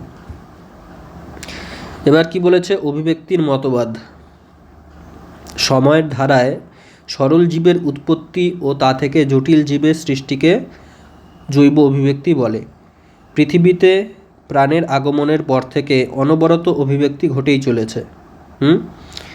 বিংশ শতকের আগে থেকেই মানুষ জৈব অভিব্যক্তির ব্যাখ্যার চেষ্টা শুরু করেন। তবে সে সময়ে দার্শনিক ও ধর্মপ্রচারকেরা বিজ্ঞানের আলোতে জৈব অভিব্যক্তির বিভিন্ন ব্যাখ্যা দেন। ঠিক আছে, তাদের মধ্যে দুজন সর্বাপেক্ষা উল্লেখযোগ্য। তাদের মধ্যে একজন হলেন ফরাসি প্রকৃতিবিদ ল্যামার্ক, অপরজন হলেন কি ইংরেজ প্রকৃতিবিদ চার্লস ডারউইন। তাহলে জৈব অভিব্যক্তির যে বিভিন্ন মত ছিল তাদের মধ্যে দুটা ইম্পর্টেন্ট মত কে কে দিয়েছিল, একটা হচ্ছে ল্যামার্ক আর একটা কি হচ্ছে চার্লস ডারউইন। এবার দেখ ল্যামার্ক কি বলেছে, ল্যামার্ক বলেছে যে মেন পার্থক্যটা এখানে দেখ, এটা হচ্ছে ল্যামার্ক আর এটা হচ্ছে কি ডারউইন। ল্যামার্ক বলেছে যে তোর একটা সহজ সরল প্রাণী ছিল এ, ঠিক আছে, পরিবেশ যখন চেঞ্জ হচ্ছে এর মধ্যে বিভিন্ন অভিযোজন করছে, অভিযোজন মানে তো বললাম ছোট ছোট চেঞ্জ জীবের মধ্যে, তাই না, পরিবেশের সঙ্গে মানিয়ে নেওয়ার জন্য। এর থেকে বি হচ্ছে, বিটার একটু অভিযোজন করে সি হচ্ছে, সিটা একটু অভিযোজন করে ডি হচ্ছে, এরকম করে করে ধর এ থেকে ডি হলো, এটা একটা এর থেকে ডি একটা নতুন প্রজাতি তৈরি হয়ে গেল। ঠিক আছে, কিন্তু ডারউইন কি বলছে, না প্রথমে এ বি সি ডি সবাই ছিল, ঠিক আছে, পরিবেশ যখন চেঞ্জ হলো এ মরে গেল, এরা তিনজন বেঁচে থাকলো, পরিবেশ আরও চেঞ্জ হয়ে গেল, বি মরে গেল, সি ডি বেঁচে থাকলো, পরিবেশ আরও চেঞ্জ হয়ে গেল, সি মরে গেল, ডি বেঁচে থাকলো। মানে প্রকৃতি এখানে নির্বাচন করছে প্রকৃতি বলছে যে না, প্রথমে তোমরা সবাই ছিল, তুমি থাকবা না, তুমি চলে যাও। তারপর কি ছিল, এরা তিনজন ছিল, তারপর প্রকৃতি বলছে না তুমিও থাকবা না, তুমি চলে যাও। তারপর প্রকৃতি আরও চেঞ্জ হলো, বলছে না তুমিও থাকবা না, তুমি চলে যাও। লাস্টে এ পড়ে থাকলো, মানে ডি পড়ে থাকলো এর থেকে। ওই জন্য আমরা ABCD সবাই ছিল, আমাদের কি ডি যেটা সেটাকে আমরা খালি লাস্টের দিকে পাচ্ছি, আর কাউকে পাচ্ছি না। এটা হচ্ছে ডারউইনের মতবাদ। আর ল্যামার্ক হচ্ছে কি, বলে যে না, এটা চেষ্টা করতে করতে করতে বি হয়ে যাচ্ছে, বিটা চেষ্টা করতে করতে সি হয়ে যাচ্ছে, সিটা চেষ্টা করতে করতে ডি হয়ে যাচ্ছে, কেউ এরকম এলিমিনেশন হচ্ছে না। এদের পার্থক্য হচ্ছে এইটুকুই। এখন এ আর ডি কি একটা সম্পূর্ণ নতুন প্রজাতি, আর এখানেও এ আর ডি কি হয়ে গেল, একটা সম্পূর্ণ নতুন প্রজাতি হয়ে গেল। মানে এ আর ডি এর মধ্যে এতটাই পার্থক্য যে এদেরকে আর আমরা এক বলতে পারছি না, আলাদা বলতে হচ্ছে। বুঝা গেল? আর এগুলো কিন্তু একদিনে হচ্ছে না, এগুলো লক্ষ লক্ষ বছর পরে এই প্রসেসটা হচ্ছে, এখান থেকে এই প্রসেস বা এখান থেকে এই প্রসেস। তো বিভিন্ন পরীক্ষা নিরীক্ষা করে দেখা গেছে ল্যামার্কের যে এই জিনিসটা সেটা হচ্ছে ফেল করে যায়। ঠিক আছে, এটা হয় না, অ্যাকচুয়ালি এটাই হয়, প্রকৃতি দ্বারা নির্বাচনটাই হয়। ঠিক আছে, এবার দেখ বইয়ের ভাষায় পড়ি আমরা। ল্যামার্কের তত্ত্ব। প্রাচীনকালে বিভিন্ন প্রকৃতিবিদ ও দার্শনিকদের জৈব অভিব্যক্তি সম্পর্কে কাল্পনিক অবাস্তব মতবাদ ছিল। জৈব অভিব্যক্তির প্রাচীন ব্যাখ্যার গোড়ায় প্রথম আঘাত করেন ফরাসি বিজ্ঞানীকে জ্যা ব্যাপটিস্ট দ্য ময়ে ল্যামার্ক। এত বড় নাম দরকার নেই, আসবে না, ল্যামার্ক মনে রাখলেই হবে। ঠিক আছে, প্রাণী জগতের গভীর পর্যবেক্ষণের ভিত্তিতে 1809 সালে তিনি ফিলোজফি জুলজিক নামে বইটি রচনা করেন। আচ্ছা, ফিলোজফি জুলজিক এই বইটি রচনা করেন। আর এই বইয়ের মধ্যে তিনি অনুধাবন করেন যে অভিব্যক্তি পৃথিবীব্যাপী সমস্ত জীবের ক্ষেত্রেই প্রযোজ্য, সব জীবই এইভাবেই অভিব্যক্তি হয়ে এসেছে, এবং নতুন প্রজাতির জীব সৃষ্টিতে এর ভূমিকা কি অপরিসীম। ল্যামার্কবাদ কাকে বলে? অভিব্যক্তির ব্যাখ্যায় ফরাসি বিজ্ঞানী বা ফরাসি প্রকৃতিবিদ ল্যামার্ক লিখিত পুস্তক ফিলোজফি জুলজিক এর অন্তর্গত অর্জিত বৈশিষ্ট্যের বংশানুকরণ এবং প্রতিপাদ্য বিষয়কেই ল্যামার্কবাদ বা ল্যামার্কিজম বলা হয়। কি বলছে এখানে, কি অর্জিত বৈশিষ্ট্যের বংশানুসরণ, এই কথাটা ইম্পর্টেন্ট। আর ওখানে কি ছিল, প্রাকৃতিক নির্বাচন, ডারউইনে। অর্জিত বৈশিষ্ট্য যে মানে যেটা চেঞ্জ করলো, পরিবেশ চেঞ্জ হলোর জন্য নিজের বৈশিষ্ট্যটা চেঞ্জ করলো, সেটা কি পরবর্তী প্রজন্মতেও সেই চেঞ্জটা আমাদের চলে যাবে, তাই না? না হলে তো এর থেকে বি তৈরি হবে না। এ থেকে যখন বি তৈরি হচ্ছে, নিশ্চয়ই এ যে চেঞ্জগুলো করেছিল সেগুলো বিতে সঞ্চারিত হবে, বি এর থেকে যে বীজগুলো চেঞ্জ করেছিল সেটা সিতে সঞ্চারিত হবে, তাই না? এটাই বলেছে যে অর্জিত বৈশিষ্ট্যের বংশানুসরণ হবে। ল্যামার্কের প্রতিপাদ্য বিষয়সমূহ। ল্যামার্কের মূল প্রতিপাদ্যগুলি কি কি দেখ। অভ্যন্তরীণ গুরুত্বপূর্ণ শক্তি, তারপর কি বলেছে 2 নাম্বার, চাহিদা থেকে নতুন অঙ্গের উৎপত্তি, 3 নাম্বার ব্যবহার ও অব্যবহার, 4 নাম্বার কি বলেছে অর্জিত বৈশিষ্ট্যের বংশানুসরণ, আর লাস্টে কি 5 নাম্বার নতুন প্রজাতির সৃষ্টি।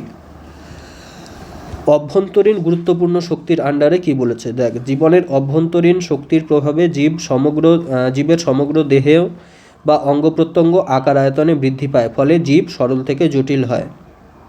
ঠিক আছে, অভ্যন্তরীণ গুরুত্বপূর্ণ শক্তি মানে অভ্যন্তরীণ যে শক্তি আছে জীবের, ঠিক আছে, সেই শক্তির প্রভাবেই কি বলছে সমগ্র দেহে অঙ্গ প্রত্যঙ্গের আয়তন বৃদ্ধি পাচ্ছে, ফলে সরল থেকে কি হচ্ছে জটিলতর জীবের সৃষ্টি হচ্ছে। বা চাহিদা থেকে নতুন অঙ্গের উৎপত্তি।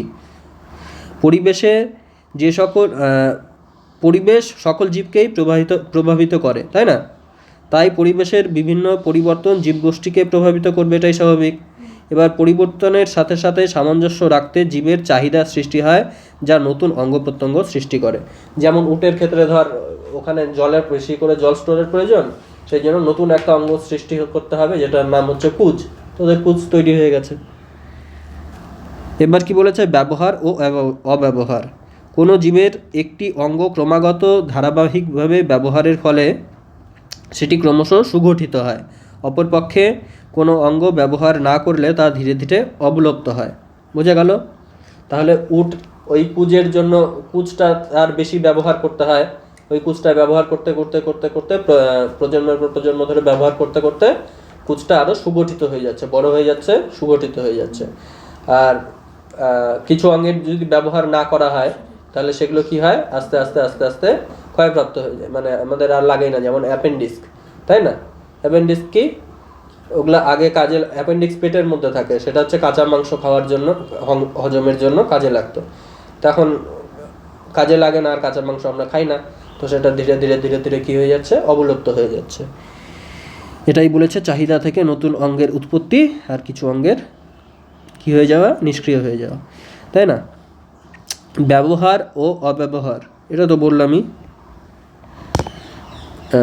অর্জিত বৈশিষ্ট্যের বংশানুসরণ, ল্যামার্কের মতে জীবদেহে ক্রমাগত সজ্ঞান প্রচেষ্টা ও অঙ্গের ব্যবহারে ও অব্যবহারের দ্বারা যে বৈশিষ্ট্য অর্জিত হয়, এই যে প্রথমে যে ছিল তোর প্রচেষ্টা, মানে সেকেন্ডে চাহিদার থেকে নতুন অঙ্গের উৎপত্তি, সেটাকেই প্রচেষ্টা বলেছে। আর তারপরে কি বললো, ব্যবহার অব্যবহারের ফলে যেসব অঙ্গগুলি সৃষ্টি হয় বা যেগুলো মানে অব্যবহারের দ্বারা যেগুলো তোর ক্ষয়প্রাপ্ত হয়ে যায়, সেগুলো কি পরবর্তী জনুতে প্রবাহিত হয়, ঠিক আছে? আর নতুন প্রজাতির সৃষ্টি কি, অর্জিত বৈশিষ্ট্যের বংশানুসারণ অনুযায়ী যে সকল বৈশিষ্ট্য কোনো জীব কর্তৃক অর্জিত হয় তা পরবর্তী জনুতে সঞ্চারিত হওয়ার মাধ্যমে ধীরে ধীরে চেঞ্জ হতে হতে কি হয়, একটা সম্পূর্ণ নতুন প্রজাতির সৃষ্টি হয়ে যায়, সেটাই বলেছে। এবার ল্যামার্কের মতবাদ তো আমরা পড়লাম, ল্যামার্কের মতবাদের সাপেক্ষে কিছু উদাহরণ দিয়েছে। দেখ, ল্যামার্কবাদের সাপেক্ষে কয়েকটি উদাহরণ কি কি। জিরাফের গলা লম্বা হওয়া। ল্যামার্ক বলেন যে জিরাফের পূর্বপুরুষরা ছিল ছোট গ্রীবাযুক্ত, মানে ঘাটটা ছোটই ছিল, লম্বা ছিল না। প্রাচীনকালে জিরাফ ছিল জেব্রা বা ঘোড়ার মতোই প্রাণী। ঘাসবিহীন ভূমিতে বসবাস করায়, মানে যেখানে ঘাস ছিল না সেই জায়গায় জিরাফরা বসবাস করত। কি খেতে হতো, উঁচু গাছের পাতা নাগাল পেতে তাদের কি গলাটা লম্বা করার প্রয়োজন হতো, ঠিক আছে? ঘাস ছিল না, ওই জন্য উপর থেকে গাছের পাতা খেতে হতো, সেই জন্য গলাটা লম্বা হলে খেতে সুবিধা উঁচু গাছের থেকে। এরূপ ক্রমাগত ব্যবহারের ফলে জিরাফের গ্রীবা ও অগ্রপথ লম্বা হতে শুরু করে, ব্যবহার অপব্যবহারের সূত্র থেকে, ঠিক আছে? একটু আগে যেটা বললাম, এই অর্জিত বৈশিষ্ট্যগুলি পরবর্তী অপত্য জিরাফগুলিতে অনবরত সঞ্চারিত হয়। এইভাবে একটি জাতির সমস্ত জিরাফের গলা ও অগ্রপদ লম্বা হয়ে যায়, যারা ভবিষ্যতে লম্বা জিরাফের, মানে যারা জননের মাধ্যমে পরবর্তীতেও কি করছে, লম্বা জিরাফই তৈরি করছে। এরকম হতে হতে হতে হতে কি প্রজাতিটাই চেঞ্জ হয়ে গেল, লম্বা গলা আলা জিরাফ যুক্ত একটা নতুন প্রজাতির সৃষ্টি হয়ে গেল। বোঝা গেল, ব্যবহারের দ্বারা একটা নতুন অঙ্গ মানে পরিবর্তন হয়ে গেল, একটা অঙ্গ পরিবর্তন হয়ে গেল। সাপের পায়ের অবলুপ্তি। সাপের পূর্বপুরুষদের ছোট ছোট পা থাকলেও অনবরত মাটি আঁকড়ে ও গর্ত দিয়ে চলার কারণে তাদের পা ব্যবহারই করতে হতো না। বোঝা গেল, নিচ দিয়েই চলতো সবসময়, মাটির নিচে গর্ত দিয়ে, তাই তাদের পাটার ব্যবহারই করতে হতো না। এর ফলে সাপের পা ক্ষয় হতে হতে কি হয়, এইভাবে অবলুপ্ত হয়ে যায়, তাই না? অব্যবহারের সূত্র এটা। তারপর আরও কি বলেছে, জলচর প্রাণীর লিপ্ত পদের সৃষ্টি। ওই যে হাঁসের লিপ্ত পদ আছে, তাই না? মানে পায়ের আঙুলগুলোর মাঝখানে মাঝখানে কি একটা চামড়া আছে, তো ওগুলো সাঁতার কাটতে সুবিধা, মানে সাঁতার, ওরা জলে থাকতো, যেন সাঁতার কাটার দরকার হতো, ওই জন্য লিপ্ত পদ হলে ভালো হয়, সেটা তৈরি হয়ে গেছে, তাই তো? আচ্ছা, এবার কি আধুনিক ঘোড়ার শক্তিশালী পদ। আধুনিক ঘোড়ার পূর্বপুরুষেরা জঙ্গলে নরম মাটিতে বসবাস করত, ঠিক আছে? পরবর্তীকালে শুকনো ঘাসযুক্ত জমিতে, কোথায়, জঙ্গলে নরম মাটিতে প্রথমে ছিল, পরবর্তীকালে শুকনো ঘাসযুক্ত মাটিতে তাদের আবাসস্থল হয়। শুকনো ঘাসযুক্ত ভূমিতে চলাচলের সুবিধার জন্য তাদের পায়ের আঙুলের সংখ্যা হ্রাস পায়, খুরের আগমন ঘটে এবং পায়ের উচ্চতার বৃদ্ধি পায়। ব্যবহার অব্যবহারের সূত্র। তাহলে কি হচ্ছে, দুটাই এখানে দেখা যাচ্ছে, ওই খুরটুর উৎপত্তি হয়ে গেল, আঙুলগুলো চলে গিয়ে কি হয়ে গেল, খুর উৎপন্ন হয়ে গেল, যাতে শুকনো মাটিতে ভালো করে চলাচল করতে পারে, তাই না? দেখ, উল্লেখ্য ল্যামার্কের তত্ত্বের বর্তমানে কেবল ঐতিহাসিক গুরুত্বই আছে। জীববিদ্যার বিশেষত জেনেটিক্সের অগ্রগতির ফলে অর্জিত বৈশিষ্ট্যের বৈজ্ঞানিক কারণ ব্যাখ্যা সম্ভব হয়েছে, ঠিক আছে? আচ্ছা, আধুনিক জীববিজ্ঞান কোথায় গেল,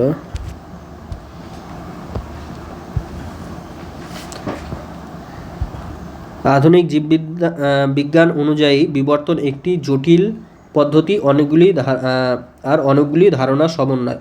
ল্যামার্কের সরল তত্ত্ব দ্বারা ব্যাখ্যা দেওয়া সম্ভব নয়। ল্যামার্কের পরবর্তীতে বিজ্ঞানী প্রকৃতিবিদ কি ডারউইন বিবর্তনের ব্যাখ্যা দেন এবং এই সম্বন্ধে আমরা এখন পড়ব। ঠিক আছে, আচ্ছা, ডারউইনবাদের আগে আরেকটা জিনিস দেখে নিই, এখানে আছে কিছু কিছু জিনিস, সেটা হচ্ছে কি নয়া ল্যামার্কিজম।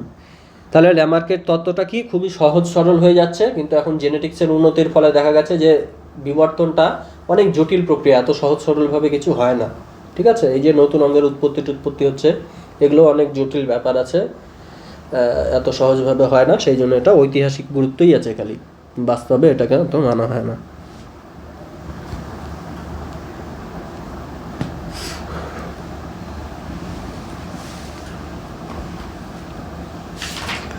দেখ, জিরাফের পূর্বপুরুষরা উঁচু ডাল খাওয়ার জন্য গলা প্রসারিত করছিল।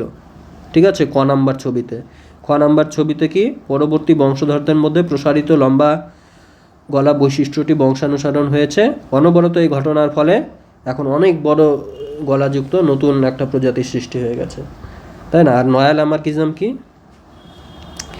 ল্যামার্কের অর্জিত বৈশিষ্ট্যের বংশানুসরণ মতবাদটি পরিবেশ জৈব আন্তঃক্রিয়ার আলোতে নতুনভাবে ব্যাখ্যা করাকে নয়া ল্যামার্কবাদ বলা হয়। পরিবেশ জীব অন্তঃক্রিয়া, মানে পরিবেশের সাথে জীবের যে আন্তঃক্রিয়া হয়, সেই মানে পরিবেশের সাথে জীবের যে বিভিন্ন ক্রিয়া প্রক্রিয়া, পরিবেশ এরকম হলে জীব এরকম হবে, তাই না? ওটার আন্তঃক্রিয়ার মাধ্যমে নতুনভাবে ব্যাখ্যা করাকে কে বলা হচ্ছে? ল্যামার্কিজম। ওয়ার্ডিংটন, টাওয়ার, কোপ, প্যাকার্ড, স্পেন্সার প্রমুখ বিজ্ঞানীরা ল্যামার্কের মতবাদটি সমর্থন করেন। এই মত অনুযায়ী পরিবেশ ও দেহকোষের কোনো পরিবর্তন জীবের জননকোষ ও জিনগত গঠনের পরিবর্তন ঘটাতে পারে। বোঝা গেল? মানে জীবের দেহের কোনো পরিবর্তন যদি ঘটে, সেটা জননকোষেরও পরিবর্তন ঘটাতে পারে। কিন্তু আমরা এটা তো সহজ বিষয় নয়। দেহকোষের পরিবর্তন হলেই যে জননকোষের পরিবর্তন হবে, ওটা তো সহজ বিষয় নয়, কিন্তু এই বিজ্ঞানীরা মানেন যে না, সহজ বিষয় না হলেও হতে পারে। যখন দেহকোষের পরিবর্তনটা জননকোষের পরিবর্তনের মধ্যে চলে আসবে, তখনই তো পরবর্তী প্রজন্মে দেখা যাবে, তাই না? তখনই তো ল্যামার্কের জিনিসটা সাপোর্ট করবে, যখন দেহকোষ থেকে জননকোষের মধ্যে নতুন বৈশিষ্ট্যগুলি আসতে শুরু করবে। আচ্ছা, এবার কি ডারউইন, তাই না? ডারউইনবাদ। চার্লস রবার্ট ডারউইন কি একজন ইংরেজ বিজ্ঞানী ছিলেন। ঠিক আছে, এনার মতবাদটার নাম কি? প্রাকৃতিক নির্বাচনবাদ, থিওরি অফ ন্যাচুরাল সিলেকশন। ইনি এই থিওরির দ্বারা কি করেন? অভিব্যক্তির ধারণা ব্যাখ্যা করেন। HMS বিগল নামক একটি জাহাজে তিনি দীর্ঘ 5 বছর আটলান্টিক মহাসাগরের বিভিন্ন দ্বীপসমূহ, দক্ষিণ আমেরিকার উপকূল এবং দক্ষিণ প্রশান্ত মহাসাগরের দ্বীপগুলিতে পরিভ্রমণ করেন।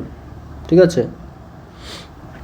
তারপর কি করে? পরিভ্রমণকালে অর্জিত অভিজ্ঞতা ও সংগৃহীত নমুনাগুলির পর্যবেক্ষণ ও পরীক্ষা নিরীক্ষার দ্বারা তিনি বেশ কিছু সিদ্ধান্তে উপনীত হন। 1859 সালে তার বিখ্যাত বই On the origin of species by the means of natural Selection, ঠিক আছে, on the origin of species by by means of Natural সিলেকশনে তার মতবাদ প্রকাশিত করেন। ডারউইন লিখিত, এখানে বইটার নাম কিন্তু একটু ইম্পর্টেন্ট, ঠিক আছে, on the origin of species by means of natural selection, মানে ন্যাচুরাল সিলেকশনের দ্বারা জীবের যে উৎপত্তি হচ্ছে সেটা, মানে জীব প্রজাতির উৎপত্তিটা হচ্ছে, এই বইয়ের বাংলা অর্থ হচ্ছে এরকম। প্রাকৃতিক নির্বাচনের দ্বারা জীব প্রজাতির উৎপত্তি হচ্ছে, তার ওপর লেখা বই। এবার কি বলেছে? ডারউইন লিখিত on the origin of species by the means of natural selection 1859 সালে প্রকাশিত নামক বইয়ে বর্ণিত প্রাকৃতিক নির্বাচনবাদ সাধারণভাবে ডারউইনবাদ বা ডারউইনের তত্ত্ব নামে পরিচিত। ডারউইনের তত্ত্বের মূল প্রতিপাদ্য বিষয় কি? ডারউইনের তত্ত্বের মূল প্রতিপাদ্য বিষয়গুলি হলো অত্যাধিক মাত্রায় বংশবৃদ্ধি। সমস্ত জীবই কি চায়? জীবের অন্যতম বৈশিষ্ট্য হলো প্রজনন দ্বারা অত্যাধিক হারে বংশধর সৃষ্টি করা। ঠিক আছে, জীবের সংখ্যা বৃদ্ধি সাধারণত জ্যামিতিক হারে ঘটতে থাকে, মানে এই একটা জীব থাকে এরকম জ্যামিতিক হারে বাড়তে থাকে ক্রমশ, তাই না? এটা হচ্ছে টাইমের অ্যাক্সিস, এটা হচ্ছে কি জনসংখ্যার অ্যাক্সিস। তাহলে কি হয়ে গেল, প্রথমে অল্প জনসংখ্যা ছিল, তারপর ধীরে ধীরে ধীরে ধীরে বাড়ছে বাড়ছে, আরও সময় যাচ্ছে আরও বাড়ছে, আরও সময় যাচ্ছে আরও বাড়ছে, আরও সময় যাচ্ছে আরও বাড়ছে, এরকম এরকম হয়ে যাবে, তাই না? এটা হচ্ছে জনসংখ্যার গ্রাফ যে কোনো জীবের। এবার কি বলছে, যেমন হাতি অত্যন্ত ধীরে আচ্ছা উত্তরাধিকারে জীবের জ্যামিতিক হারে ঘটে, যেমন হাতি অত্যন্ত ধীরে বংশবৃদ্ধি করলেও তার 90 বছরের জীবনকালে প্রায় 6টি অপত্য সৃষ্টি করে।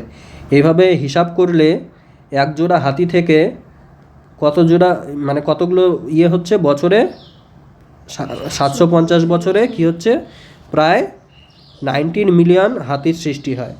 ঠিক আছে, মানে প্রচুর প্রচুর প্রচুর হাতি তৈরি হয়ে যাবে এই হারে বংশ বিস্তার করছে। আবার একটি ঝিনুক এক বছরে 6 মিলিয়ন ডিম্বাণু তৈরি করে, বোঝা গেল?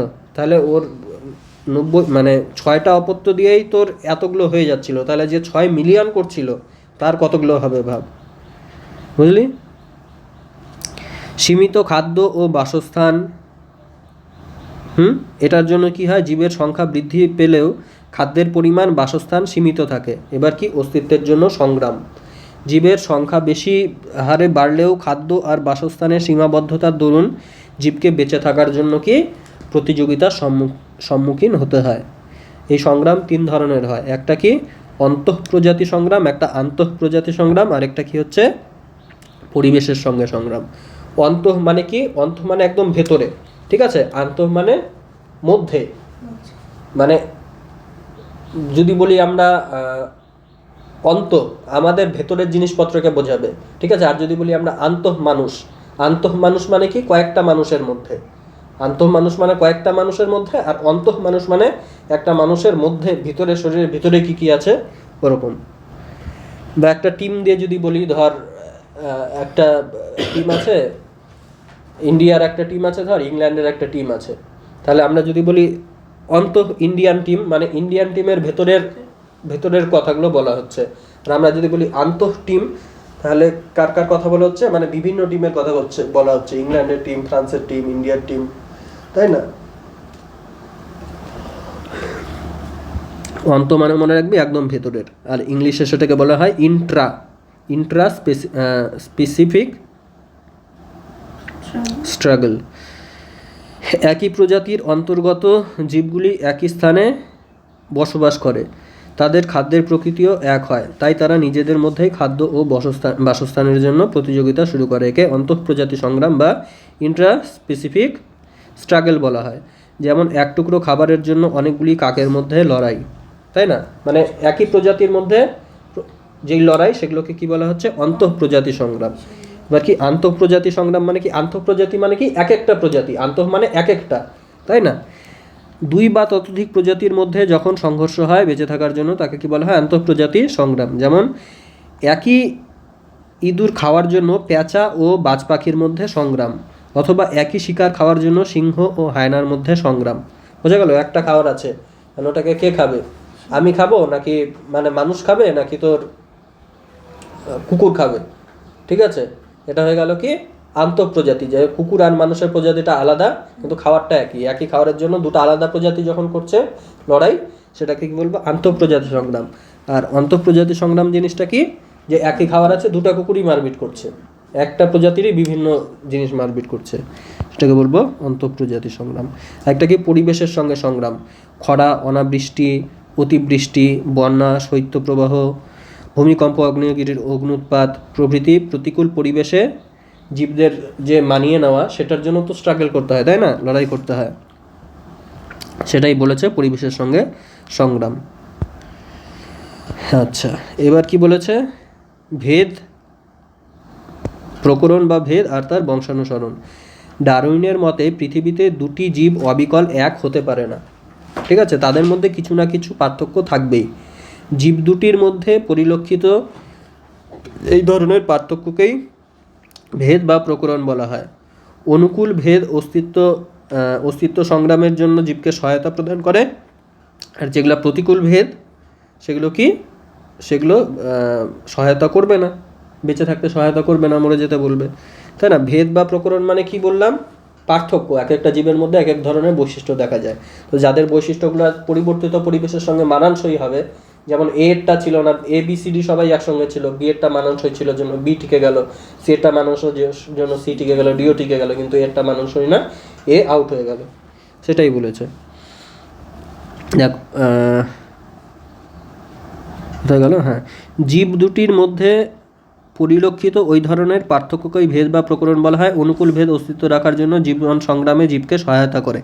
ডারউইনের মতে অনবরত ত্রিবিধ সংগ্রামের ফলে, ত্রিবিধ সংগ্রাম মানে আগেরটা যে পড়লাম তিনটা ওই স্ট্রাগল, সেটাকেই বলছে ত্রিবিধ সংগ্রামের ফলে জীবদেহে প্রকরণ সৃষ্টি হয়, ঠিক আছে, যা জননকালে অপত্য দেহে সঞ্চারিত হয়।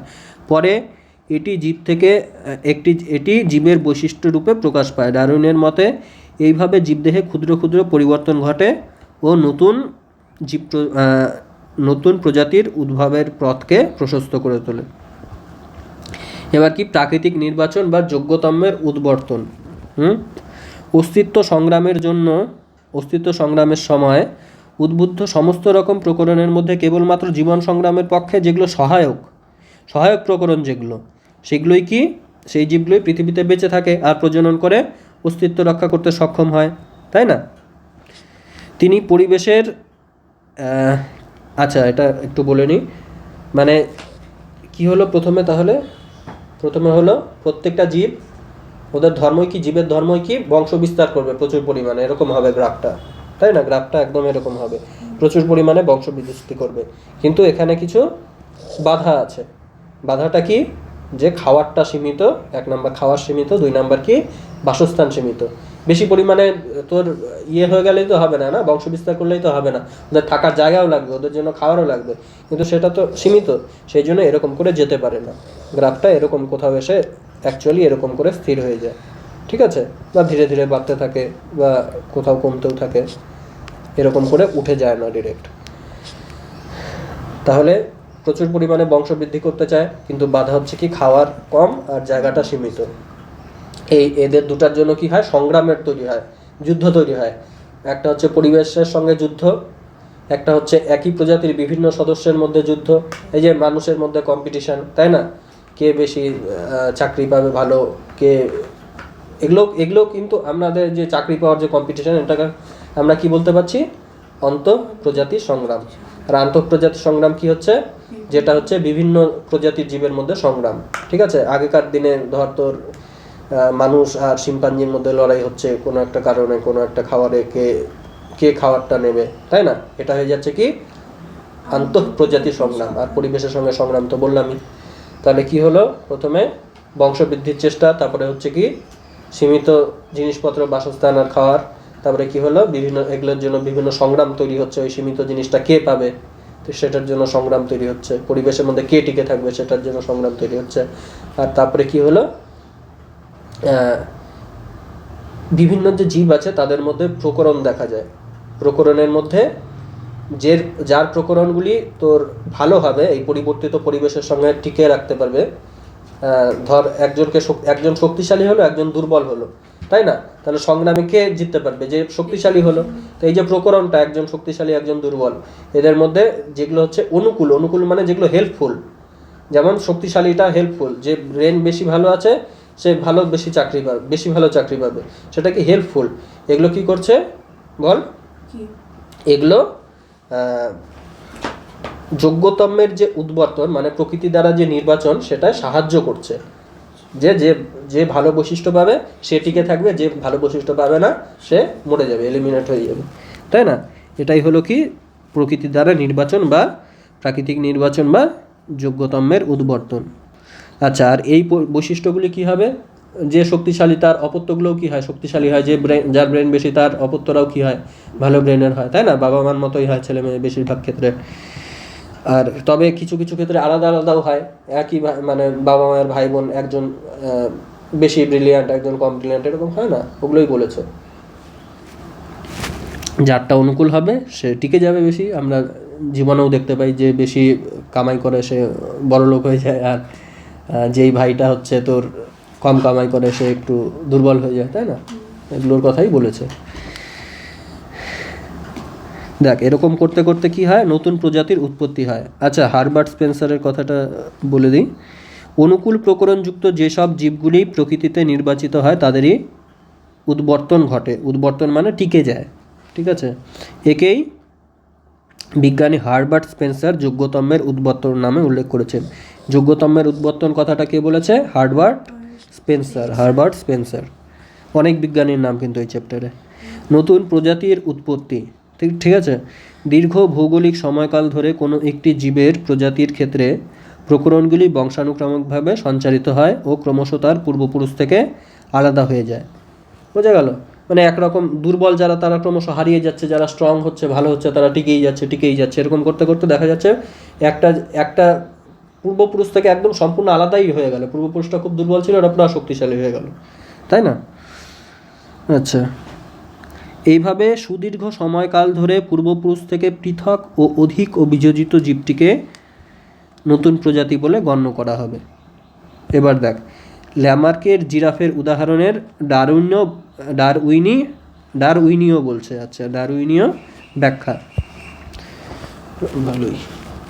বিজ্ঞানী ডারউইনের ল্যামার্কের ব্যাখ্যাটা তো আমরা দেখেইছি, যে চেষ্টা করতে করতে জিরাফের গলাটা লম্বা হয়ে গেল, তাই না? মানে এ থেকে বি, বি থেকে সি, সি থেকে ডি হয়ে গেল। এখন আমরা কি দেখবো? এ বি সি ডি থেকে এ বি সি এলিমিনেট হয়ে ডি পড়ে থাকলো। এবার কি বলেছে? বিজ্ঞানী ডারউইন ল্যামার্কের জিরাফের উদাহরণটি প্রাকৃতিক নির্বাচনবাদ অনুযায়ী ব্যাখ্যা দেন। তার মতে প্রাচীন পৃথিবীতে একটি জিরাফের পপুলেশনের মধ্যে বিভিন্ন জিরাফের গলার উচ্চতার জিরাফ বিশিষ্ট ছিল। এটাই প্রকরণ, মানে বিভিন্ন টাইপের জিরাফ ছিল, এ বি সি ডি, মানে অল্প গলা, ছোট গলাযুক্ত, লম্বা গলাযুক্ত, তাই না? এদের মধ্যে যেগুলির গলা যথেষ্ট লম্বা ছিল না তারা উঁচু গাছের ডালপালা নাগাল পেত না, ঠিক আছে। ফলে তারা গাছের পাতা খেতে পারতো না, তাই না? তাই তারা না খেতে পেয়ে মারা যেত আর প্রজননও করতে পারতো না। তাহলে ওরা যদি প্রজনন করতে না পারে তাহলে ওদের জীবটা কি অবলুপ্ত হয়ে যাবে? ওরা বেঁচেই থাকতে পারছে না, প্রজনন কিভাবে করবে? মরে যাবে, শেষ ওদের বংশ, তাই না? এরা ক্রমশ অবলুপ্ত হয়ে গেল। অন্যদিকে লম্বা গলাযুক্ত জিরাফগুলি যারা ছিল তারা যথেষ্ট খেতে পাচ্ছিল, প্রজননও করতে পারছিল, অবত্য তৈরি করতে পারছিল। সেই জন্য কি হচ্ছে, যারা লম্বা গলাযুক্ত ওরা টিকে গেল, তাই না? এইভাবে প্রাকৃতিক নির্বাচন দ্বারা বর্তমানে লম্বা গলাযুক্ত জিরাফের সৃষ্টি হয়েছে। আরেকটা কি বলেছে? যোগ্যতম লম্বা গলাযুক্ত প্রাণী প্রাকৃতিক নির্বাচন দ্বারা নির্বাচিত হলো ও ভৌগোলিক সময়কালে নতুন লম্বা গলা বিশিষ্ট জিরাফ একটা নতুন জিরাফ প্রজাতির সৃষ্টি করলো। ওটাই এখানে বিভিন্ন ধাপের কথা বলেছে, যোগ্যতমের উদ্বর্তন। এবার নয়া ল্যামার্কবাদ যেরকম ছিল, নয়া ডারউইনবাদ, ঠিক আছে। দ্য ভ্রিস, গোল্ডস্মিথ, হ্যালডেন, তারপরে কি ডবঝানস্কি প্রমুখ বিজ্ঞানীরা আণবিক জীববিদ্যা, জেনেটিক্স, বাস্তুবিদ্যা প্রভৃতি আধুনিক জীববিজ্ঞানের আলোতে ডারউইনবাদ ব্যাখ্যা করেন। একেই নয়া ডারউইনবাদ বলে। এই মত অনুযায়ী প্রকরণের উৎস হিসাবে পরিব্যক্তিকেই প্রধানভাবে চিহ্নিত করা হয়, ঠিক আছে। পরিব্যক্তি মানে কি? মিউটেশন মানে হঠাৎ করে পরিবর্তন হয়ে যাচ্ছে। ধর অতিবেগুনি রশ্মি লাগলো আমাদের শরীরে, কারো ক্যান্সার হয়ে গেল, তাই না? মানে জিনটাই চেঞ্জ হয়ে যাচ্ছে, এরকম হঠাৎ চেঞ্জ হয়ে ইয়েটা হচ্ছে, এই মিউটেশন হয়ে তোর প্রকরণের সৃষ্টি হচ্ছে। বোঝা গেল? মানে ডারউইন বলছিল প্রথমেই এবিসিডি উৎপন্ন হচ্ছে, কিন্তু এখনকার যারা বিজ্ঞানী তারা বলছে কি না, এবিসিডি একসঙ্গে ছিল না, প্রথমে এই ছিল, ওইলে আমার যেরকম বলেছিল এই ছিল, এর থেকে চেষ্টা করতে করতে বিসিডি হলো না, হঠাৎ করে কিছু একটা হলো পরিবেশে, যেটার জন্য জিন পরিবর্তন হয়ে গেল, এ থেকে বিসিডি তৈরি হলো। তারপর দেখা গেল যে না, বিটা সাপোর্ট পাচ্ছে, বাকিরা কেউ সাপোর্ট পাচ্ছে না, সবাই এলিমিনেট হয়ে গেলে বিটা পড়ে থাকলো, বিটা টিকে গেল। এর বি আছে, ঠিক আছে। ল্যামার্ক বলেছিল কি বিটা চেষ্টা করতে করতে সি, সিটা চেষ্টা করতে করতে ডি হবে, ওরকম হলো না। আবার এই বি ছিল, বিটার মধ্যে হঠাৎ কিছু একটা পরিবর্তন হয়ে গেল, সূর্যের আলো টালো পড়ে বা কিছু একটা হয়ে, অতিবেগুনি রশ্মি পড়ে বা কিছু একটা হয়ে, ওখান থেকে সি ডি উৎপন্ন হলো। তারপর দেখা গেল পরিবর্তিত পরিবেশে সি বা ডি টিকে থাকতে পারছে, ওরা পারছে না, তারপর ওরা তৈরি হয়ে গেল, ঠিক আছে। এটা হচ্ছে নয়া ডারউইনবাদ। তো এটা নেই সিলেবাসে, এটা অত মনে রাখার দরকার নেই। মেইন ব্যাপার হচ্ছে কি যে ল্যামার্কবাদ এ থেকে বি, বি থেকে সি, সি থেকে ডি, আর ডারউইনবাদ কি ছিল? এ বি সি ডি একসঙ্গেই ছিল। যে প্রথমে তোর সাপোর্ট পাচ্ছিল সে টিকে থাকছিল, যে সাপোর্ট পাচ্ছিল না সে এলিমিনেট হয়ে যাচ্ছিল, ঠিক আছে। এবার দেখ ডারউইনবাদের সীমাবদ্ধতা। জীবের প্রকরণের উৎপত্তি ও তার বংশানুক্রমিক সঞ্চালন সম্বন্ধে ডারউইন কোনো ব্যাখ্যা দিতে পারেননি। ওই যে বললাম এটা অত সহজ বিষয় নয় যে প্রকরণ সৃষ্টি হলেই যে সেটা ওই বংশানুক্রমিকভাবে সঞ্চারিত হবে, তাই না? ডারউইন কেবল যোগ্যতম্যের উদ্বর্তন নিয়েই ভেবেছিলেন, যোগ্যতম্যের আবির্ভাব নিয়ে তিনি কোনো ব্যাখ্যা দিতে পারেননি। মানে দেখ, ডারউইন কি বলছে যে যোগ্যতম যারা হবে, আলাদা আলাদা বৈশিষ্ট্যের যারা হবে, তাদের মধ্যে যে বেশি যোগ্য সে টিকবে। এবার এরকম টিকে টিকে টিকে টিকে কি সম্পূর্ণ আলাদা বৈশিষ্ট্যের প্রজাতি একটা তৈরি হয়ে যাবে, তাই না? কিন্তু সম্পূর্ণ আলাদা বৈশিষ্ট্য কখন তৈরি হবে? মানে যখন অনেকটা পরিবর্তন হবে। তো প্রথমেই যদি সবগুলো থাকে তাহলে প্রথমেরটা আর লাস্টেরটা তো সেমই হয়ে যাচ্ছে, একটা টাইপের সাথে লাস্টেরটা আর ফার্স্টেরটা তো সেমই হয়ে যাচ্ছে, তাই না? তো যোগ্যতমেরটা টিকে গেল এটা মানলাম, কিন্তু ওরা আবার চেঞ্জ কিভাবে হলো সেটার কিন্তু কোনো ব্যাখ্যা দিতে পারেনি। বোঝাতে পারলাম বিষয়টা? ডারউইন কেবল যোগ্যতা, এটা তো বললাম, কেবলমাত্র বেঁচে থাকার পক্ষে অনুপযুক্ত জীবরাই প্রজননে কম সক্ষম হয় না বা মারা গিয়ে অবলুপ্ত হয় না। অনেক সময় প্রাকৃতিক বিপর্যয়ের ফলে, যেমন ভূমিকম্প, বন্যা, যোগ্যতম জীবরাও মারা যায়। অর্থাৎ জীবের মৃত্যু অনেক সময় প্রাকৃতিক নির্বাচনের মানে জীবের মৃত্যুতে অনেক সময় প্রাকৃতিক নির্বাচন কার্যকরী হয় না। এটা আমার মনে হয় এটা এখানে দেওয়া ঠিক হয়নি এই পয়েন্টটা। আচ্ছা, অভিব্যক্তির অন্যতম মূল উৎস হলো মিউটেশন বা পরিব্যক্তি। অভিব্যক্তিতে যার গুরুত্ব তিনি কোনোদিন অনুভবন করতে পারেননি। ঠিক আছে, ওই যে পরিব্যক্তি বা মিউটেশন বললাম, হঠাৎ পরিবর্তন, তাই না? যেটার কথা নয়া ডারউইনবাদের লোকেরা বলে, বিজ্ঞানীরা বলে, গোল্ডস্মিথ, তারপরে হ্যালডেনও ছিল। এগুলোকে প্রকৃতির খেলা বলে উপেক্ষা করে গেছেন। ঠিক আছে,